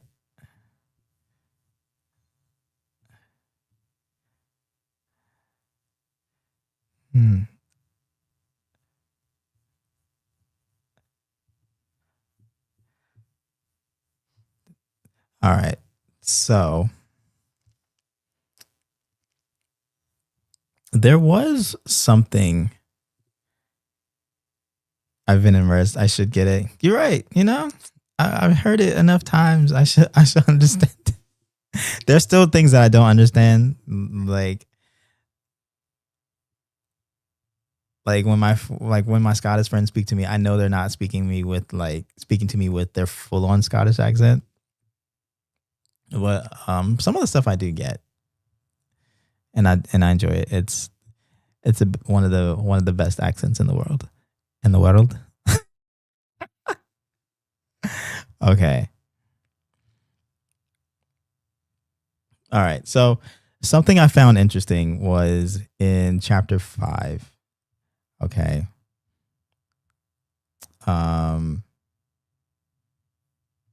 Actually, hold on. Let me go back. There was one more thing before,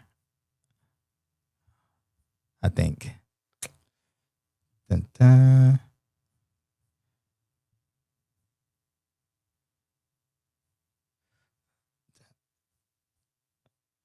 Actually, no. Okay. Chapter 5. So in chapter 5, God talks about this test he lays out a ritual for adultery. And I'm like, I think it's interesting. So let's chat about this. I don't know if you guys caught it. So in chapter 5, let me bring it up real fast on the screen for you guys. I'm not gonna read all that, but I'm gonna try to break this down. So it says, so let's just say, for example, like there's a husband and he thinks that his wife has been unfaithful, for lack of a better term, but he doesn't have any proof. He can't prove it. So but Numbers, and God, he gave like a ritual for jealousy. And so what he'll do is he brings his wife to the priest along with some barley. And so the priest, he'll take some holy water. He mixes it with some of the dust from the floor of the tabernacle, which is interesting. And then and he shall unbind the woman's head and place her hands in the grain offering of remembrance, which is in the grain of jealousy. So So the priest tells the woman that the water carries a curse. If she's been good and she drinks the water, then nothing should happen. But if like she hasn't, then like God will, what's as the word says, but if you are gone astray through, though you are under your husband's authority, you've defiled yourself, and if some other man is laying with you, then the Lord shall make your thigh fall away and your body swell. And it's just like, whoa, fam, like this is pretty serious. So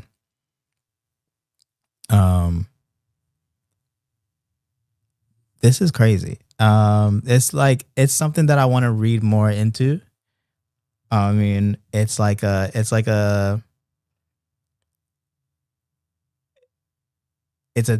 test of like, okay, is this woman being faithful or if it's not? And like I don't know what else to say except like I hope that there weren't men just like going around all willy nilly, like, oh, like I'm feeling jealous, and so we need to go and do this test and stuff. There's something else that I wanna look more into and like and study out for myself. Okay. So chapter 6, we got a Nazirite vow, which was basically a way to like, hey, you're making this Nazirite vow. You're not gonna have any wine, no grapes, wet or dry, and you're gonna separate yourself. You're gonna do all these things because you made this vow to the Lord,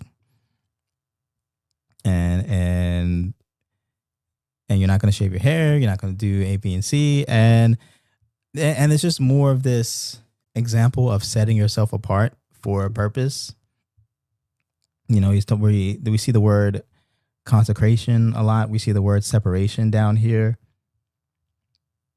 All the days of his vow of separation. That's essentially what it is. No razor shall touch his head until the time is completed for which he separates himself to the Lord. He shall be holy, and he shall let the locks of his hair grow long.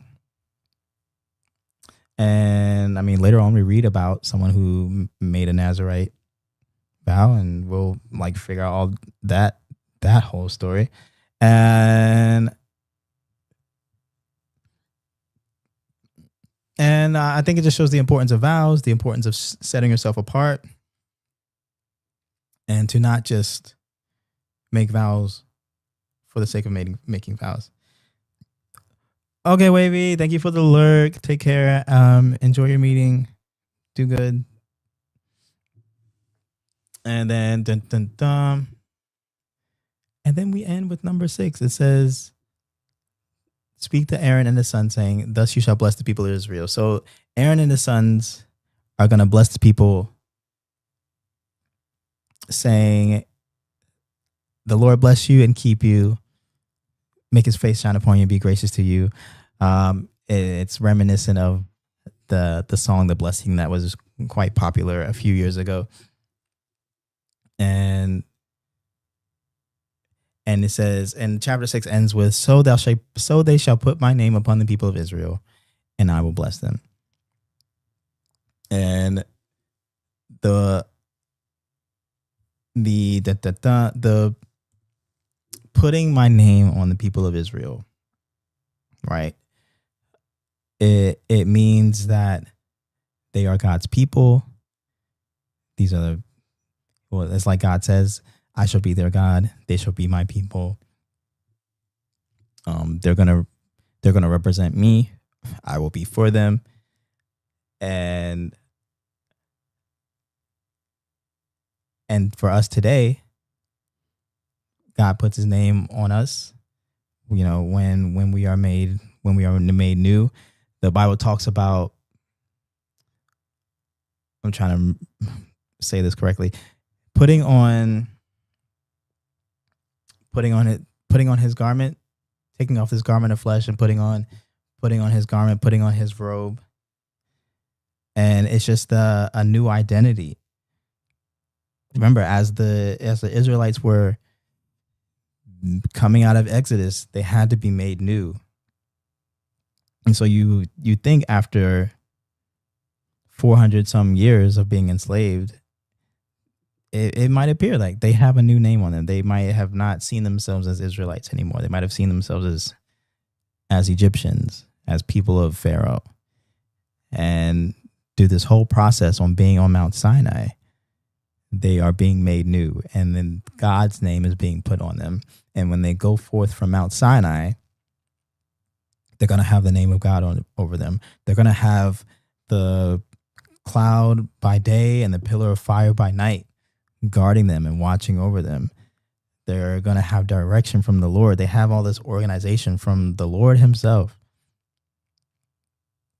And all of these things are going to be done in his name. The putting up of the tabernacle, the taking down of the tabernacle, leaving out of the camp in a certain order. All of these things are done in the name of the Lord.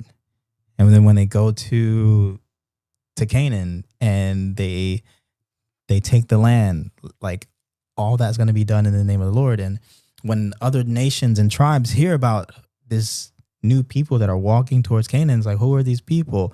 Oh, these are the people of Yahweh, or the people of this God, who is over them. Like, cause that was the thing.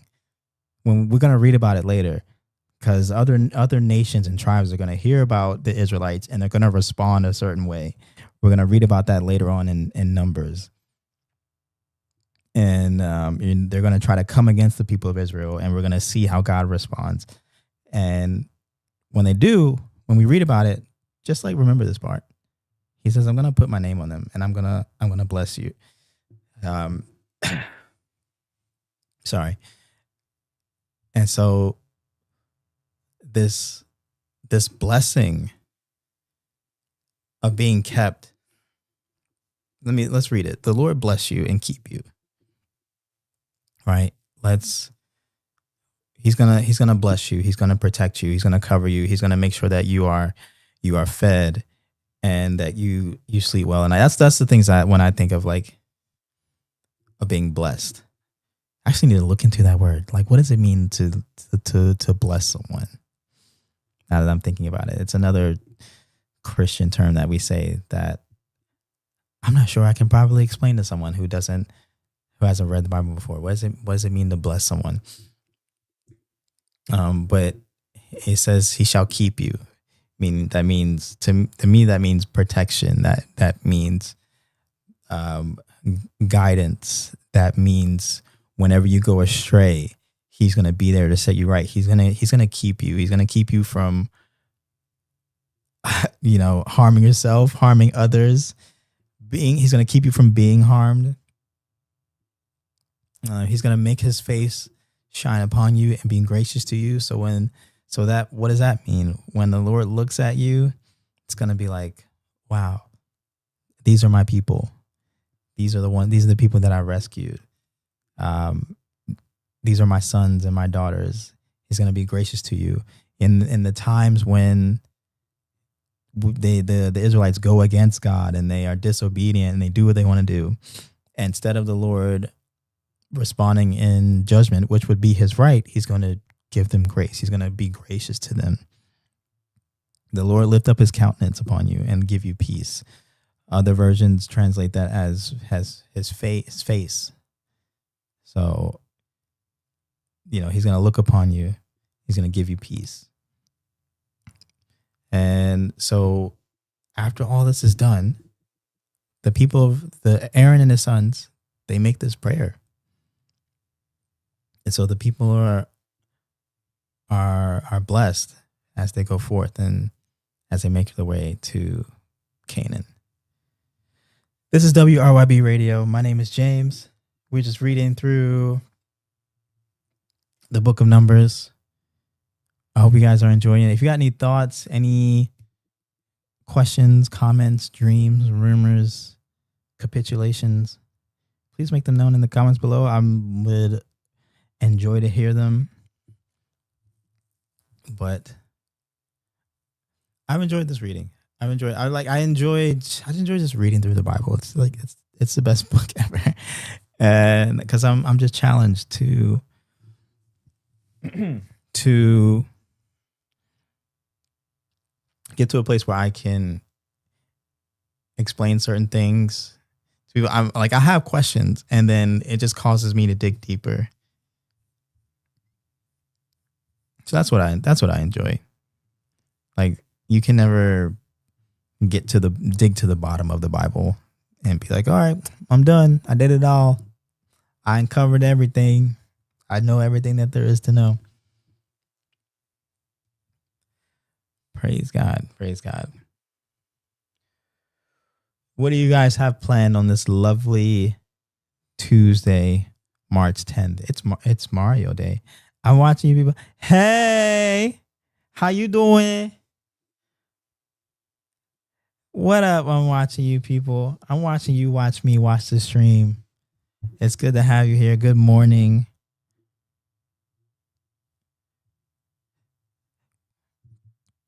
We're just reading through. How am I? I'm well.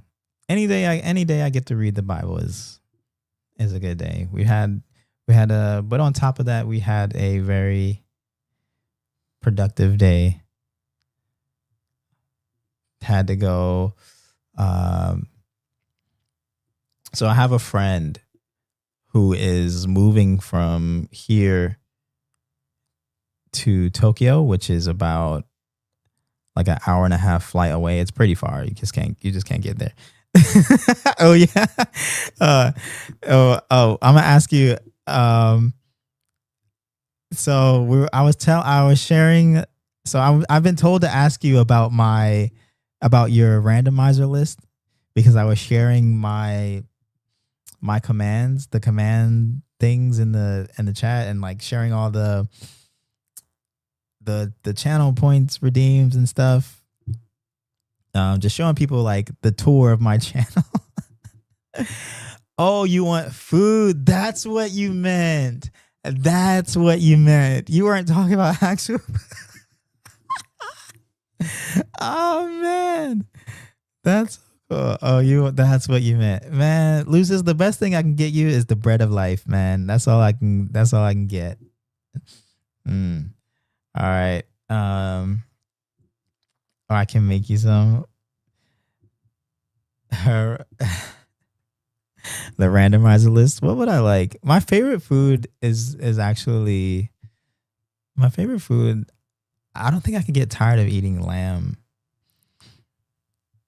Apologies to any non-meat eaters and stuff, but that's a food that I could never get tired of eating. I just enjoy. What do I enjoy? I enjoy like, what's the area of the world called? Like Turkey, and I enjoy Turkish food like a lot. It's so good. I don't know. Yeah. So Lucis is asking me to ask you about the randomizer list. I don't know what's the randomizer list. What is it? I've seen it before because I've seen you mention like something about cake and stuff. I think I've seen it on your channel before, but I haven't seen it in a while.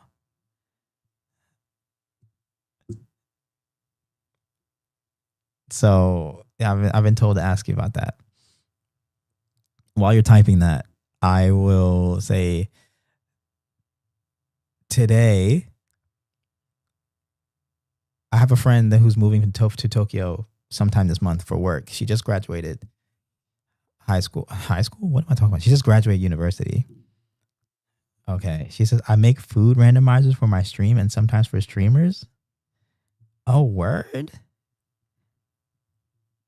I need to see this on your channel. What? A food randomizer? What? What? That sounds so cool. I like food. I actually like do cookies in my chat. Okay, hold on. Oh wait, are you live right now? Are you on right now? No, do cookie with a K. Okay. I'm not subbed. I'm not subbed. What is this? Am I not subbed? I'm trash. Wait a minute. I am. I am sub. Oh, I'm not. I'm not subbed. I'm just follow. Okay, you're right. You're right. You're right. You're right. You're right. You're right. You're right. Okay. I see. Okay. Okay. Okay. I'm gonna try that. I'm gonna try it. But any who's a wets. Next time I'm in the stream. I want to see that.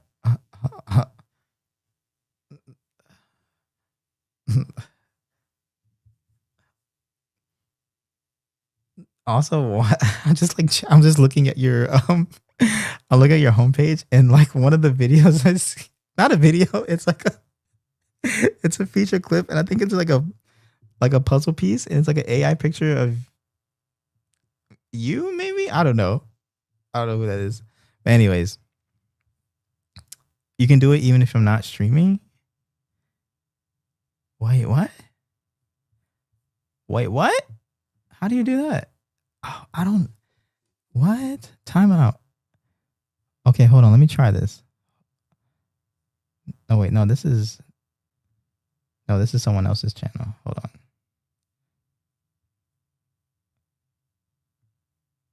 Wait, I don't know how. See, I'm about to learn something else. I'm learning something else about Twitch. I'm learning something else about Twitch. I didn't know this. I didn't know you can just.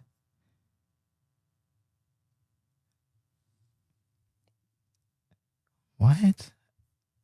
Okay, so I'm going to your chat. Okay, I'm in. Okay, hold on. Let me try this. So, is it cookies with an S?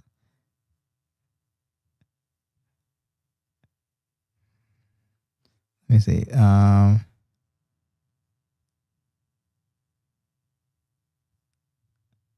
Oh, thank you.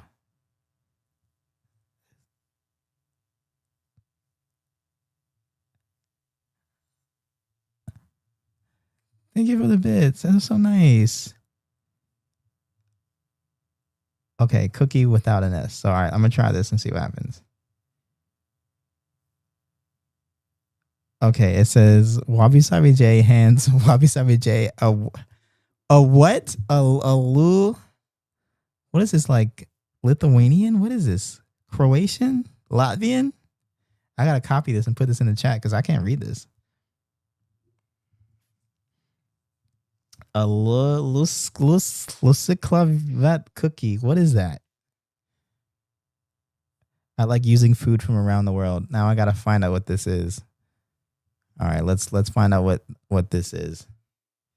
I can't pronounce half of them. What is this, guys? Look at this. Hold on. It's a traditionally enriched brown butter shortbread like cookies shaped in the ovals with the. Interesting. It's Finnish. I'm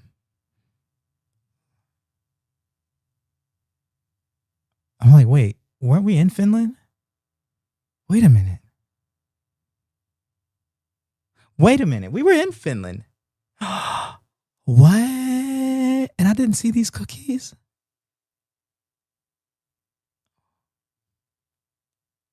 Bruh. Now I gotta go back. Okay.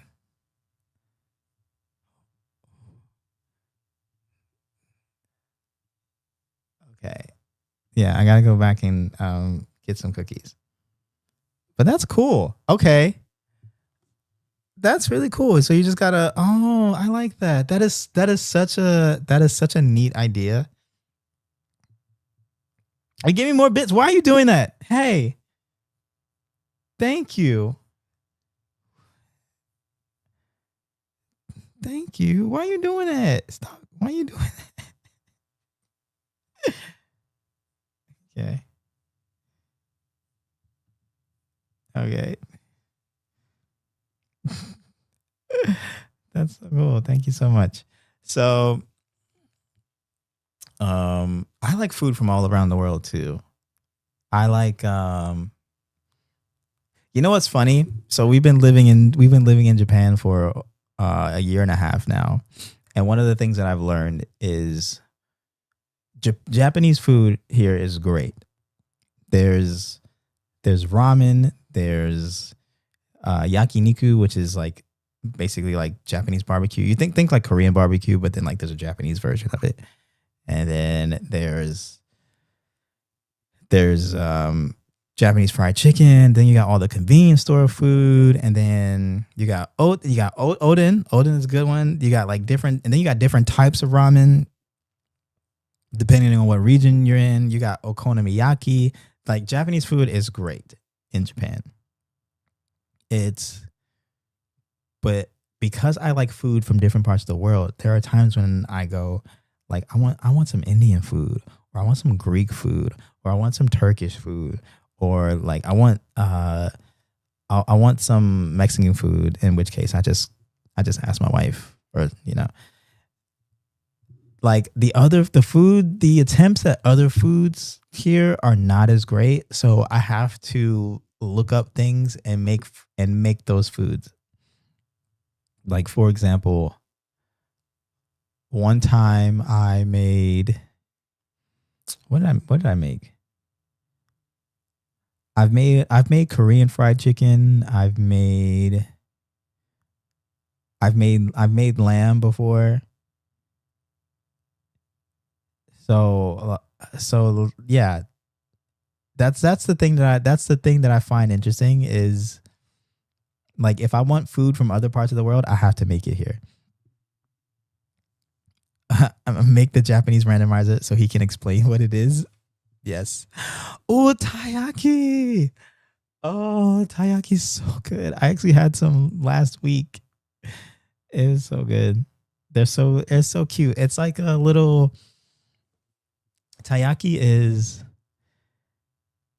it's a pastry, and it's in the shape of a fish. And on the inside it can be different fillings. So it's like chocolate, custard, strawberry, or like another type of filling. So the one I had last week was strawberry, and it was so good.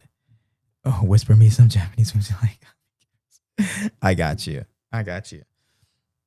Will do. Yeah, it's sweet. Japanese does really good with pastries. They're not too sweet, and you can eat some of them before you feel like, oh man, I can't have this. I can't have any more sweets. There's the red bean paste ones. That's one. So it's so good. It's such a nice little pastry to have when you're going about your day, and they're pretty cheap too. I think the one I got was like 100 something yen. But we were walking through the mall, and there was a bakery that was making them fresh, and the aroma was just filling up the entire floor. It was like freshly cooked bread, taiyaki bread, like pastry, and it was like, I was just like, babe, I gotta have one. Let me just do that. Sorry, killing. Please come to Japan. Yo, I'm telling you, hey guys, come to Japan. Just do it. Like, come, and if you come to Japan, and if you let me know, I'll let my wife know, and we'll just block out time to like spend with you, to show you around, get some good food, like I'll teach you some words, I'll translate for you. Like it'll be good. It'll be we'll make it like one of the best trips of your life. like like tour. My main job here is being missionary, is being salt and light. But like my side gig is being a tour guide to people. um, um, yeah, it's fun. I think I've shown my wife's parents came here. How do they accommodate wheelchairs with their shoe off policy? That's a good question. So let me look that up and find out. Most most places most places aren't as shoe off as you think. Like I went to a restaurant. Yes, we went to a restaurant yesterday, and there's no shoe off policy. Um, I have to look that up, but I think you'd be fine because like most places that on the shoe off thing doesn't happen as often as you think. It's not like every restaurant you go to, oh, I need to take my shoes off. It's usually if you're going to sit on the floor and eat, then you take your shoes off. And that's kind of that restaurant. And those restaurants, they're not as common. Like they're there and you can find them, you can go into them. But if you wanted to do like yakiniku, if you want to do a Japanese barbecue, you can go in there. You don't have to take off your shoes, depending on the place. Um, Actually, there's a place that we do yakiniku. It's like our go-to place, and it's actually cut up it's in two halves. So one half you can sit on the floor and you have to take your shoes off. Then the other side is just it's tables, and it's fine. Do the squatter toilets still exist heavy? Yes. They have regular toilets, but then they have like the ones that are like, you mean like the hole in the ground? Yeah. Yeah, they do that. But no, they actually have uh, wheelchair accessible toilets. So, uh, so honestly, like if you're thinking about like what it would be like being in the wheelchair, you'll be fine. You'll get by just fine. And the bidet, yes, the bidet makes it is great. Honestly, I don't know any other way to live now. I can't go back. I can't go back to not having a bidet, guys. Like, the bidet and the warm seats is so good. Um, yes. Let's see. I'm typing some stuff. Yeah, but yeah, please come. Please come to Japan and then let us know. Honestly, the most expensive thing is the flight. And I know that's easier said than done, but like once you get here, everything else is pretty cheap. Like the food, like all the little souvenirs and stuff, and like the experiences and stuff. It's not. I don't think it doesn't cost that much money. So, and plus I can drive you around. You don't got to worry about taking a train or a bus. You know, telling you, I'm trying to sweeten the deal for you guys. Just get over here. Just do it. Just do I have that in here somewhere? Just do it.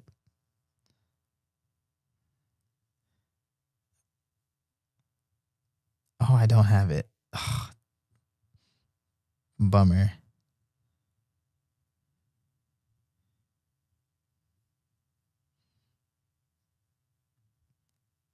Okay, there we go. I'll just do that.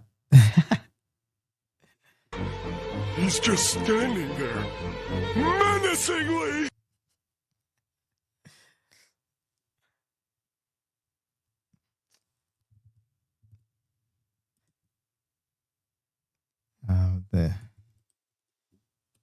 There you go.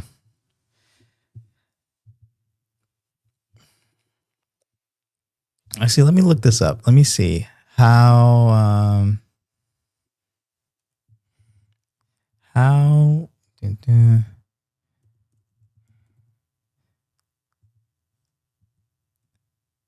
Cebu is Japan. Let me look this up.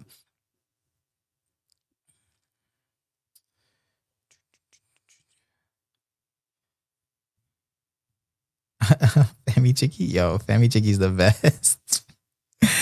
Oh, like taking people on a convenience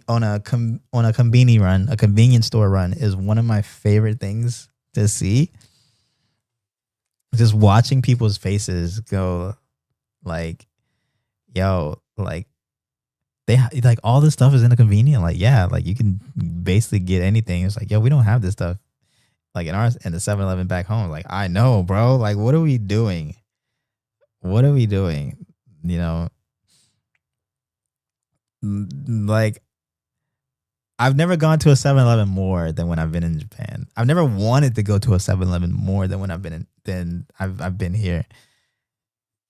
It's so cool. But I looked it up, and just reading this from like front of the Google page. It says Japan is considered one of the most wheelchair friendly countries. Let me see.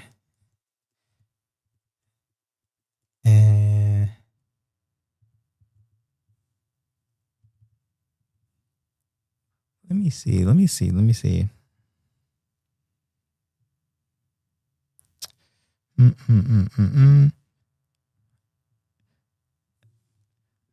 gonna look this up. And taking.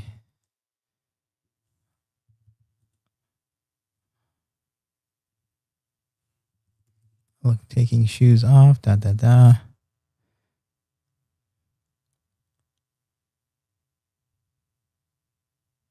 What? Let me see. Wheelchair users in Japan generally keep their chairs on, but must follow no.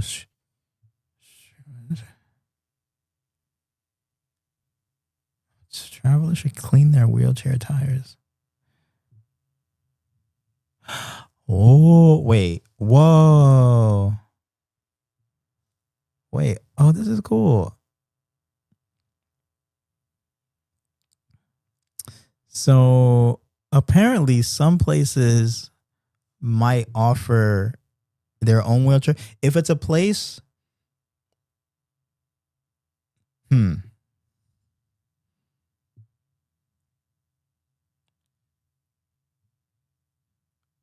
I want to find this out. I want to make sure I'm reading this right.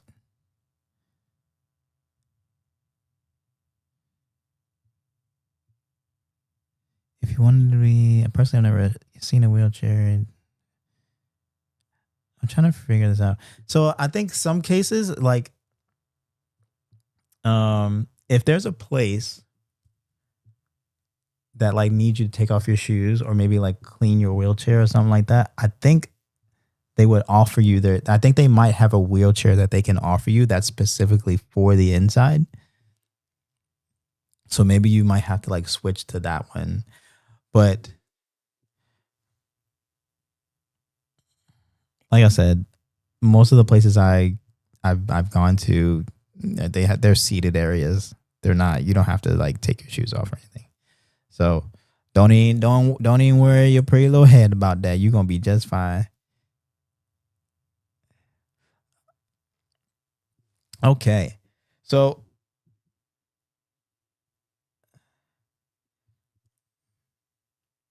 but just get over here. You're wanting to come over here. I'm gonna find your Discord and I'm just gonna start sending pictures of Taiyaki. I'm just gonna be like, you need to come to Japan. That's my goal. But this has been amazing. I'm gonna land the plane on this stream. I gotta start to wind down for the night. We got a long day tomorrow. Good day, but a long day. So as I land the plane on what we do when we land the plane on the stream, I asked the chat to suggest a song to close out the stream with. If there's no song, I will play a song that I've been listening to in recent days that I think would be good for you to add to your playlist. I just ask that it be a God glorifying song. The genre doesn't really matter to me. And while you're doing that, I'm going to find somebody to raid to. And because why not? I want to find someone to raid to. And then we're going to raid out to somebody. We're going to end the chat with emojis. We're going to be like enjoying the song that's being played. And then we're going to go into the other person's stream. Just emojis. We're going to go into the other person's stream just lit. It's going to be dope. Okay.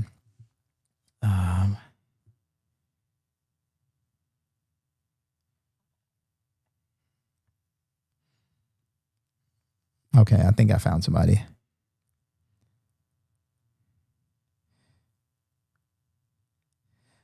I'm in a power chair and have lymphedema. There's no transferring seats. I'll look that up. Cause like I'll have you know that Japan is like, it's very like wheelchair friendly. It's very wheelchair accessible. When we're going to like other places,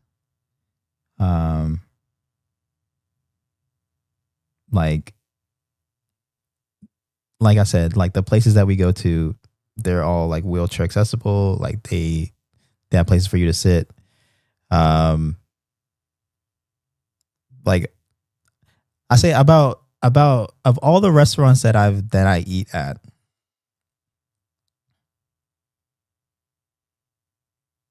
like 100% of them are wheelchair accessible. Like you don't have to worry about sitting on the floor or anything like that. And now I gotta look up the case. Like let's say you like there's a place that you want to go to, and you're like, I really want to go to this place, but it's what is that even called? I gotta find out the word for that. What is it called when have to take off your shoes in Japan? What is it called?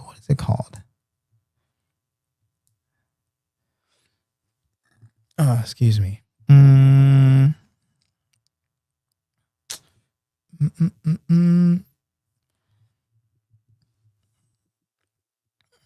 What if you're...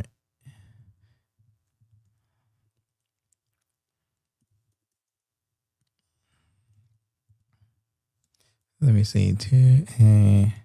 Like a lot of the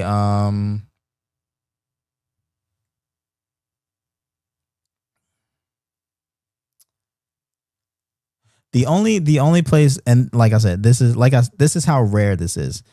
So the only place that I had to like take my shoes off for like the entire time is actually this past weekend when we were at the hotel that we stayed at. It was a new experience for me because I felt so bad. So I go into the hotel and I see that there's shoes, like there's little slippers. So I take off my shoes, I put the slippers on, and I go to the lobby, and I say, "Hey, I'm checking in," and one of the attendants at the desk starts to attend to me, and the other one, like, she went from behind the desk and she brought out some slippers, and she was like, "Hey, can you put these on?" The slippers that you put on were actually outside slippers, and I felt so bad. I was like, "Oh my gosh," like I was like, I just brought in dirt. It's terrible. And so the whole time we were in that hotel, I did not wear the shoes that I came to the hotel in. I didn't wear those shoes. I was wearing slippers the entire time. And then that was a very unique experience. So that's how that I say that too, so that you don't worry about like being in a wheelchair and like having access to certain places. You're gonna have access to almost everywhere. I do need to look up the case of like, hey, I want to go to this restaurant, but like they need me to, but I need to like sit on the floor or something like that.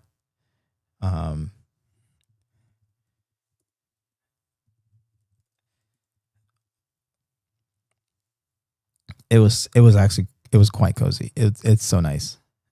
It sounds cozy to be in slippers all day. It was cool. It was such a hotel that was built for relaxation. It was crazy. There was a place to get a massage. There was an onsen where you can relax. It was like if you wanted to get away and relax, that hotel was perfect.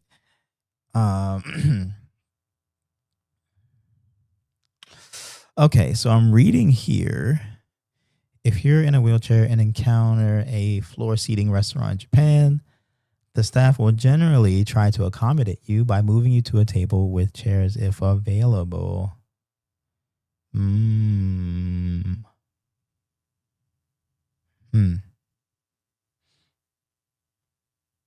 But we'll definitely figure that out.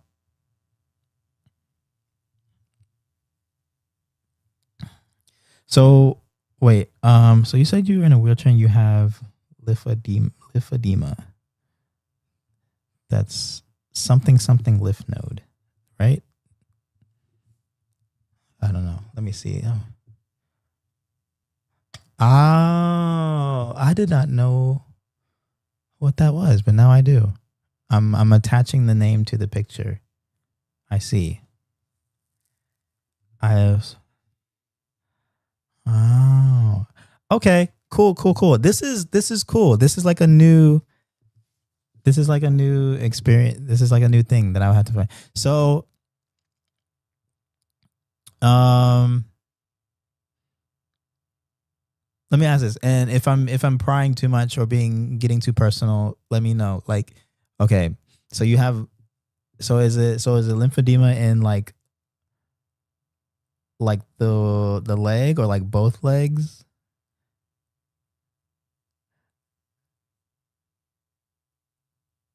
Because like I wonder if they supply those special socks to go along with the slippers, the ones that cover your big toe and the rest of your foot. The special socks that go along with the slippers. Oh, both legs and rising. Yo, I can't imagine. I'm so sorry. Okay, no problem at all. Like,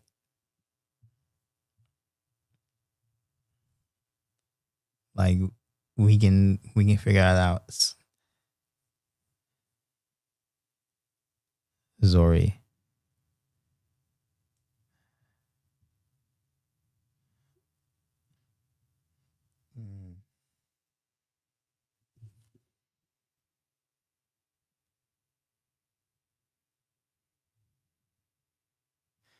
Zori. I might have the term mixed up.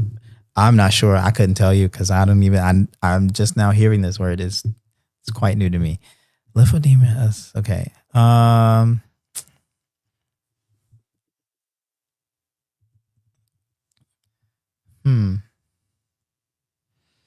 Yeah, I'm gonna.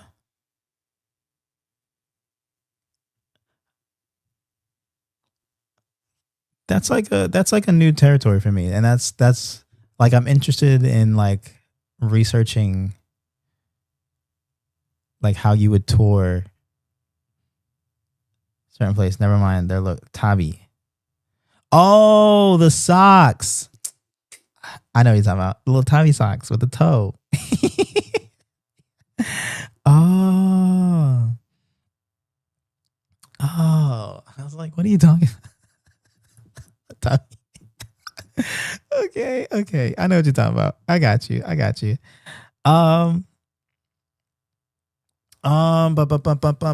Okay, so have I been to a place that supplies the socks? So when they if it's a place that needs you to okay, if you gotta take your shoes off, like you usually like you have socks on and stuff, so you just walk around. So those are fine. But then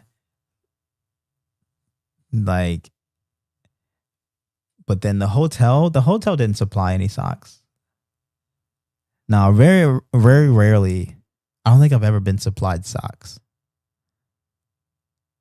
Nah, I don't think so. It's usually just slippers, and this, and it's like, and it's closed. It's usually closed toe slippers with the heel out. And honest, and the first time, this past weekend is the first time they gave us slippers with the toe out. Considering the places I see, they may be traditional protection. I generally see them used all out during those sandals and street fairs. Yeah. No, actually, the Tabi socks, they're actually quite common. You can buy them at the store. Like I have a pair. I have a pair. I think my wife has 2 pairs. You can find them anywhere for like $4, $3. And you can wear them whenever you want. Like I wear them with my sneakers. I think the ones that you're talking about, that like the white Tabi shoes, not the white Tabi socks that you wear with the sandals. I think you have to go to certain stores for those, like certain maybe like a kimono store, and like you can buy like a whole outfit, and with the shoes and with the socks and the sandals and all that. But yeah. Let me see.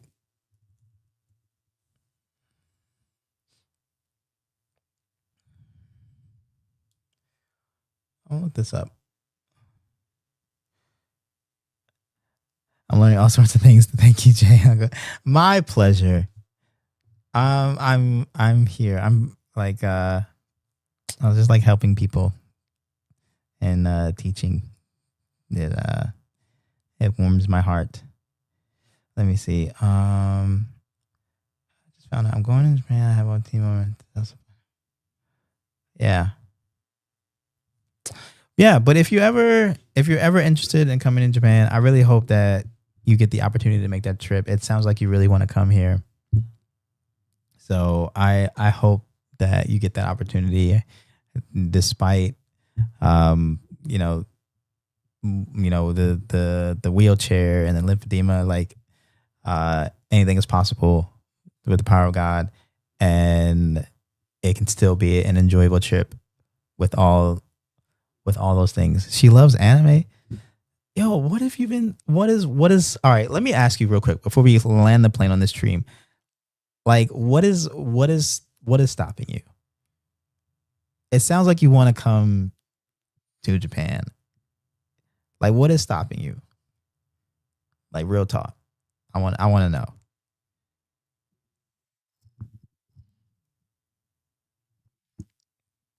I like I understand it's not easy. It's not a cheap trip. To be honest, the handicap pattern. To be honest, the handicap barrier is probably the least of my concerns about Japan. That's good. Honestly, I'm not a fan of huge bugs, and I've seen some monster cockroaches, and all those cicadas would drive me batty. Okay. I'm going to try to Oh, see, the stream's been going so long, my light went out. Hold on, I got to change lights. I just turned yellow. Wait a minute. Oh no. So while I do this, hold on. So, the cockroaches thing, it's not too bad. It's not terrible. I've seen a few, like outside of our apartment. And I'll be honest, okay? The ones I seen in my hometown back in Baltimore, like I thought we had cockroaches. I thought we did. And then I came to Japan. The cockroaches in Baltimore ain't got nothing on the ones in Japan. The cockroaches in Japan would destroy the cockroaches in Baltimore. I ain't even gonna hold you, because I'm not even gonna lie to you. You know, so I'll be honest with you about that. But the good thing about that is I don't see them that often. It's not like they're around everywhere. It's not like they're just crawling like you. They stay out of the way. They don't want to be around people. It's fine. I've seen like, ooh, it gives me shudders just thinking about it, bro. Let me tell you, because like now that I thought about it, I have to share it with you. So there was one time I left the house. It was like they like it's summertime. They like to come out in the summertime. I left the house to take out the trash. Like I saw one like maybe like 3 feet from in front of my door. I said, cool. Like you stay there. You stay there. I'm gonna go take out my trash. I'm gonna go do my thing. I'm gonna go inside. We gonna be cool. Like I went to go take out the trash. It wasn't a far walk. It's like it's not even a minute. It's like right, the trash dumpster is right around the corner. When they throw the trash away, I came back. That cockroach was gone. I was like, yo, where did he go? Why he leave? Why he leave? Like why do bugs do that? Why do bugs do that? Like you see them and then you turn your head and they're gone. I feel safe when I know where you're at. Now I don't know where you're at, and like now I'm freaking out. That wasn't too bad because I was like, I just went in the house. I was like, all right, cool. I don't know where you're at. Let me just get in the house and real quick save my life. The second time was the worst. Bro. I don't know why. I don't know why. I opened the door one day. I don't know why. Maybe I was like waiting for my wife. She was coming home or something. Like there was some reason. Like I just wanted to look outside. I opened the door. And I'm just looking around. I'm looking this way and just admiring the scenery, like looking out here. And I look up. And like a foot above my head, bro, I think it was a cockroach. Yeah, I think it was a cockroach. Just like chilling up there, bro. And I was like, I got mad. I was like, what are you doing this close to my house? How dare you? How dare you? I got mad. I think I hit it. I can't remember what happened. Or maybe I just closed the door. I can't remember. I just I just blocked it off. But those are really the only two instances I've had with cockroaches. And I mean, I'm good. I'm straight. Like I know this coming summer, I'm gonna definitely bug proof my home and like every thing within like a 20-foot radius of my apartment. I'm just gonna like spray it down. Let's pray. Oh, thank you again for the bits. Thank you so much. Yes, let us pray. Let us pray that the Lord keeps the cockroaches away.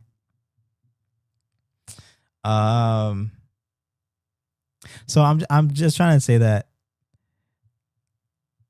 yo, I'm flipping out thinking about it. I'm just like I don't mind insects. I don't mind insects as long as they stay where they need to stay. This is my area. This is my space. Don't come in my space and we're good. If you come into my space, you got to die. That's the only outcome here. Like, I don't mind bugs outside. I don't care.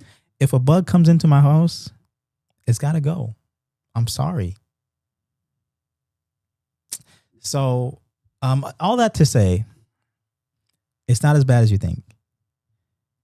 And like, I don't see cockroaches in the daytime. They really only come out like late at night, and it's not that many of them. So like, you're going to be okay. And then the cicadas, I don't mind the noise. I think I've gotten to the point where like my brain just kind of drowns it out. Like it just like doesn't even pay attention to it. But they are loud. I'm like, how are you guys making this much noise? Like, how many of you are there? That's what I'm asking. How are you guys? How many of you are there? And like, where are you? Because I don't see them. Like, I know they're in the trees somewhere, but then I physically I don't see them. And they're just buzzing about. But they stay away from people. The constant dive bombing from blind winged creatures, that hasn't happened to me in Japan. I haven't had a cicada come near to me in Japan. I really haven't. So I don't know. Honestly, I think either way, I think it'd be worth it. I don't want that. I don't want that to stop you from having one of the most amazing trips of your life and coming to Japan. Like, in NYC, we get cicada seasons. Yeah, in the States, it's like every 7 years or something like that. Every 14 years, I can't remember.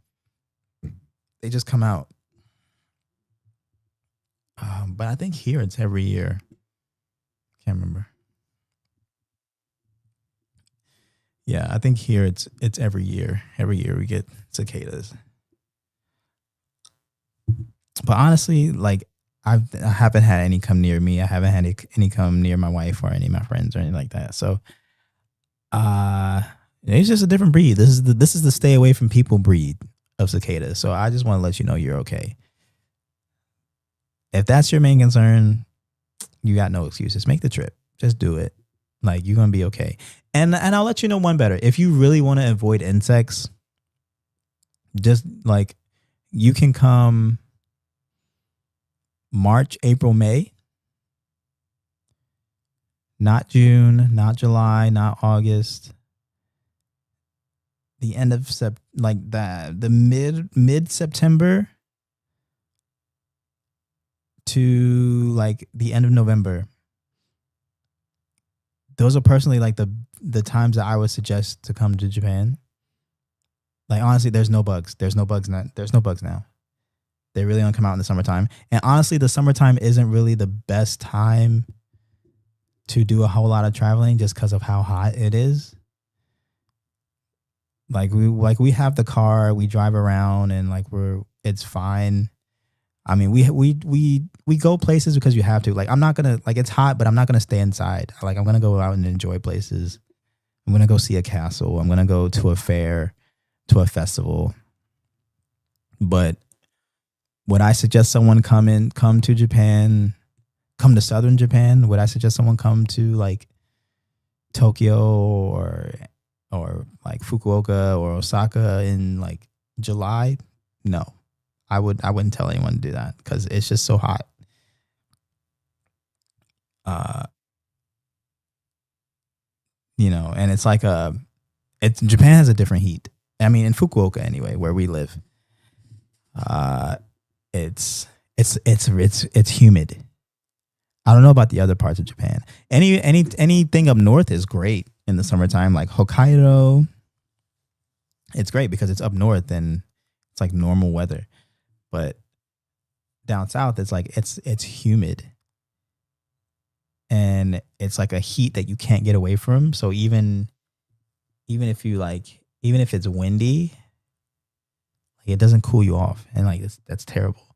So I gave you the times that you should come if you want to avoid insects and all those things, like March, April, May, beginning of June. Like, maybe the first 2 weeks of June is fine. Like, just do it. And then, like, it's going to be great. Like, if you come in the months that I told you, you're still going to have a great time. Everybody wants to travel in the summer. I get it. It's fine. Like, there are other times to travel and still have a good time. Like, I've enjoyed every season here in Japan. And like, cause there's always something to do. There's always something to do. There's always a place to go. There's always some good food to find. So you want to avoid cockroaches? You want to avoid the cicadas? come like March, come in May, come the beginning of June. And you know, you can go to a festival. You can go see some cherry blossoms. The cherry blossoms are about to bloom in a couple weeks. Or April, like, you know, things start to warm up. It's really pretty. It's not too hot. You get to go outside, hang out by the beach, hang out by the river. I'm no excuses. Find out which season is the cheapest. Honestly, probably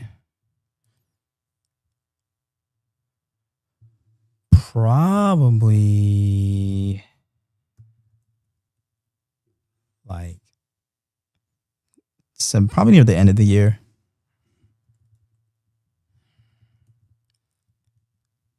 I mean, the summer is crazy. I know, because everyone wants to travel.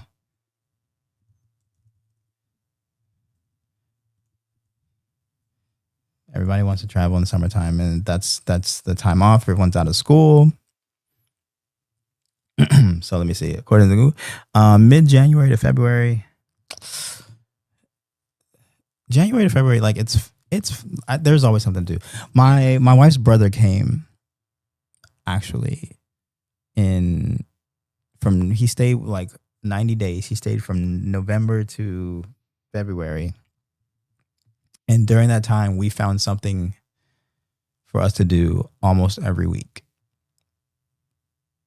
Even though, like, and that's like my least favorite time of the year in Japan, because it's so gray and dreary, and you know, people don't go out anywhere. But we found things to do, and it was nice. But I would say come like mid-March to early June. That would be a great time to go. Anyways, I'm gonna play some songs. I hope you enjoyed this tour preview of Japan from yours truly. My name is Jay, aka Wabi Jay, aka your friendly neighborhood random person on the internet.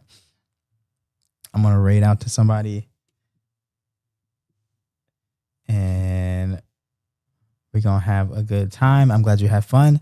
I'm wondering if we won't have a stream Wednesday, but Lord willing, we'll have a stream on Thursday. We'll continue our reading of Numbers and have a discussion about numbers. So just come ready to have a conversation about the Word of God, about life, about yourself, what this life is all about. That's what we do here and on this Twitch channel. Do I have a song? I don't have anything that I've been listening to recently. Is that true? Hold on. I've been listening to nothing but songs that made me think about my wife for the past few days. So I haven't really been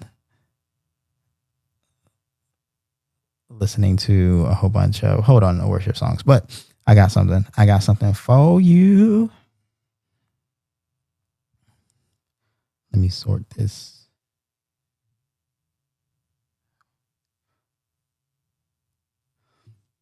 Oh, wait, this is the old one. Hold on. Let me find it. I'm finding it.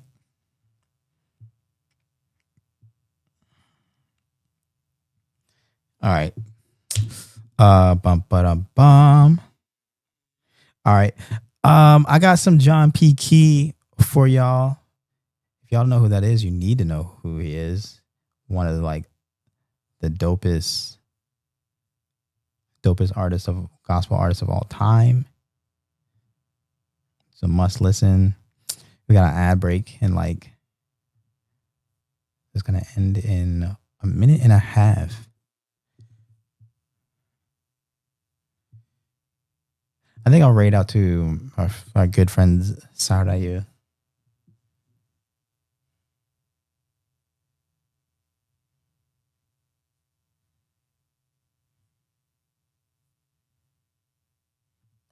What side are you doing?